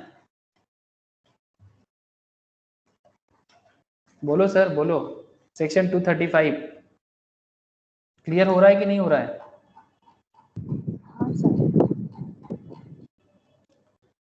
ओके सर, तो फिर आगे बढ़ सकते हैं ना. Purchase of minority share holder, purchase of minority share holding section 236 में बोला है. देखो sir, an acquirer or a person acting to in concert with such acquirer, मतलब जो एक्विजिशंस करता है किसी कंपनी को, N acquirer or a person acting in concert with such acquirer becoming a registered holder of 90% or more of the issued equity share capital of a company, उनको कहा जाता है acquirer or a person acting in concert with such person.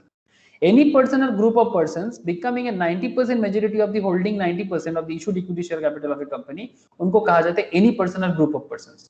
तो एक हो गया acquirer और दूसरा हो गया any person or group of persons जो becoming a registered holder of 90% और becoming a 90% majority और होल्डिंग 90%, मतलब अगर 90% से ज्यादा हो तो आप मेजोरिटी हो, तो फिर बाकी लोग कौन हो गया? माइनॉरिटी हो गया. तो purchase of minority share holding के बारे में भी बात हो सकता है, मतलब जो मेजोरिटी है वो ले सकता है.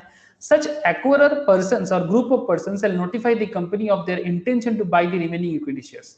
मतलब जो माइनॉरिटी शेयर होल्डर है उनको उनका शेयर्स, मतलब जो 10% वाले लोग हैं उनका शेयर्स लेने के लिए ये 90% लोग परचेस के लिए जा सकते हैं, बिकॉज वो लोग डिसेंटिंग शेयर होल्डर है ना. तो वो माइनॉरिटी शेयर होल्डर के परचेस के बारे में सेक्शन 236 बोलते हैं. जो एक्वायर करना चाहते हैं उनको एक्वायरर बोलते हैं, और a person acting in concert with such acquirer.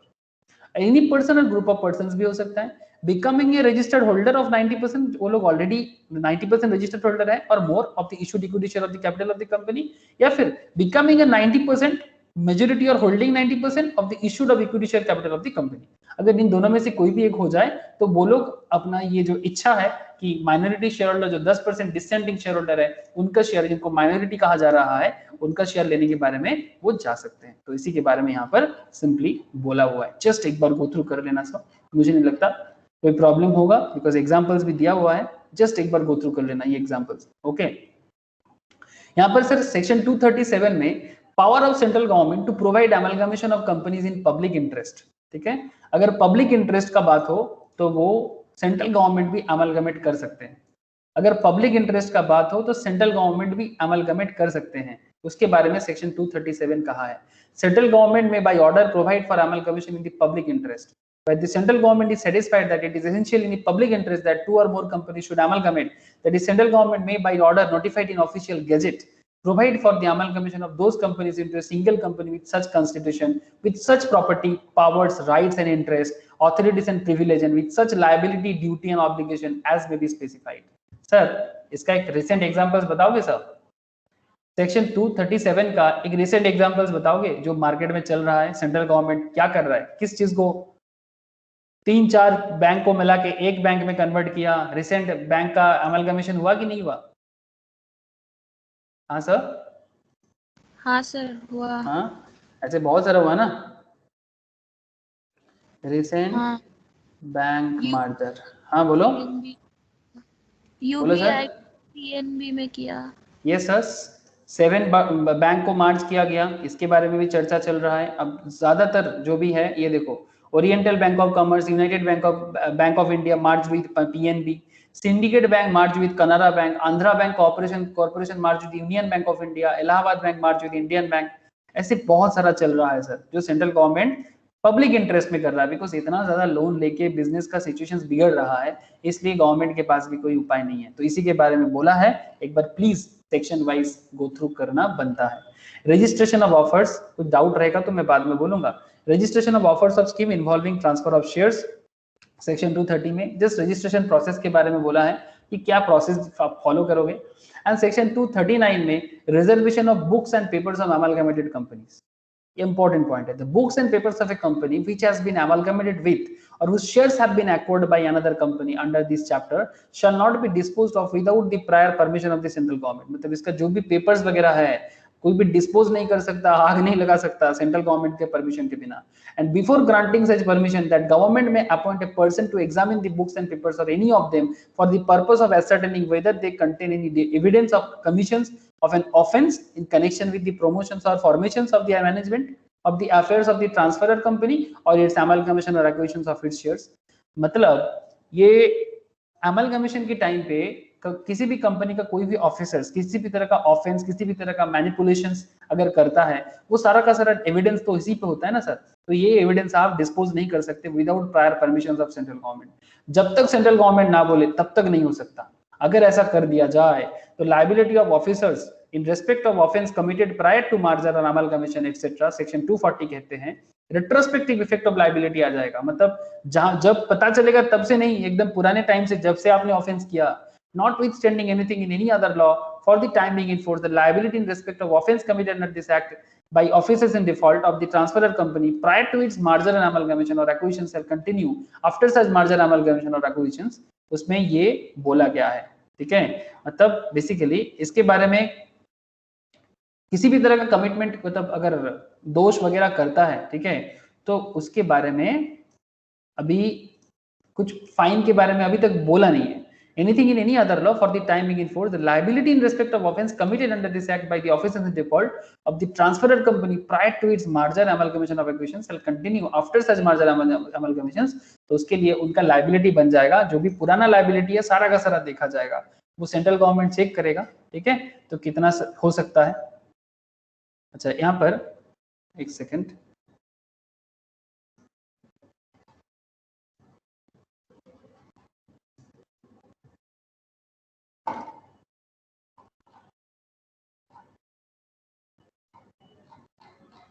ठीक है, और कुछ नहीं है।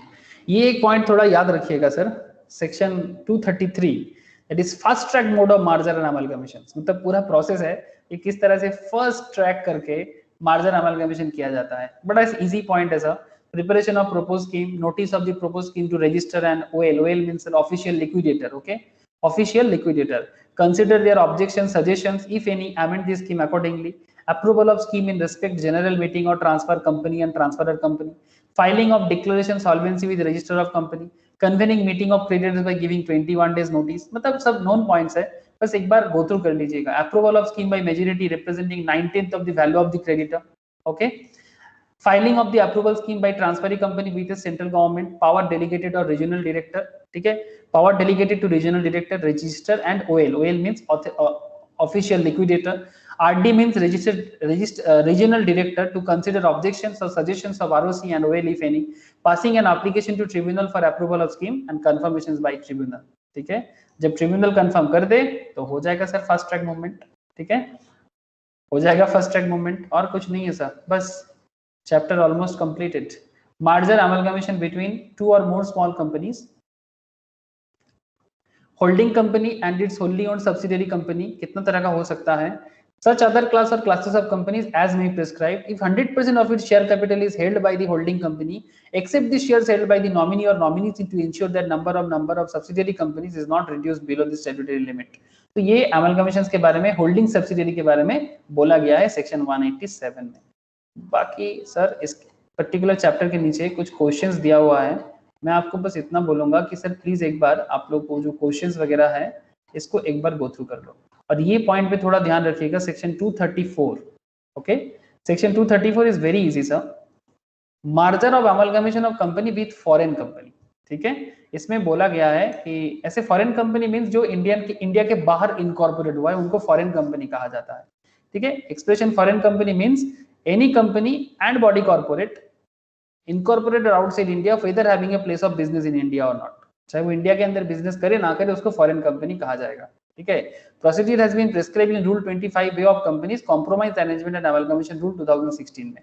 तो इसमें बोला गया है सर फॉरेन कंपनी मार्ज हो सकता है इंडियन कंपनी के साथ, ऐसे तो आपको मैं एग्जांपल्स पहले ही बता दिया, ठीक है। और इंडियन कंपनी भी मार्ज हो सकता है फॉरेन कंपनी के साथ। This is all about section 234।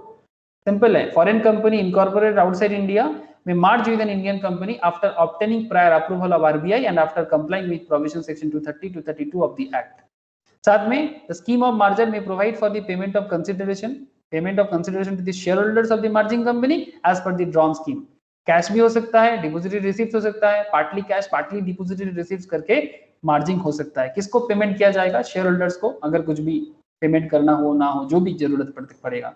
और यहाँ पर इंडियन कंपनी भी फॉरेन कंपनी के साथ मार्ज हो सकता है, जिसमें बोला गया सर एक company may merge with a foreign company incorporated if any of the jurisdiction specified by the central government in consultation with RBI after complying with provision of section 230 to 32 of the act and relevant rules.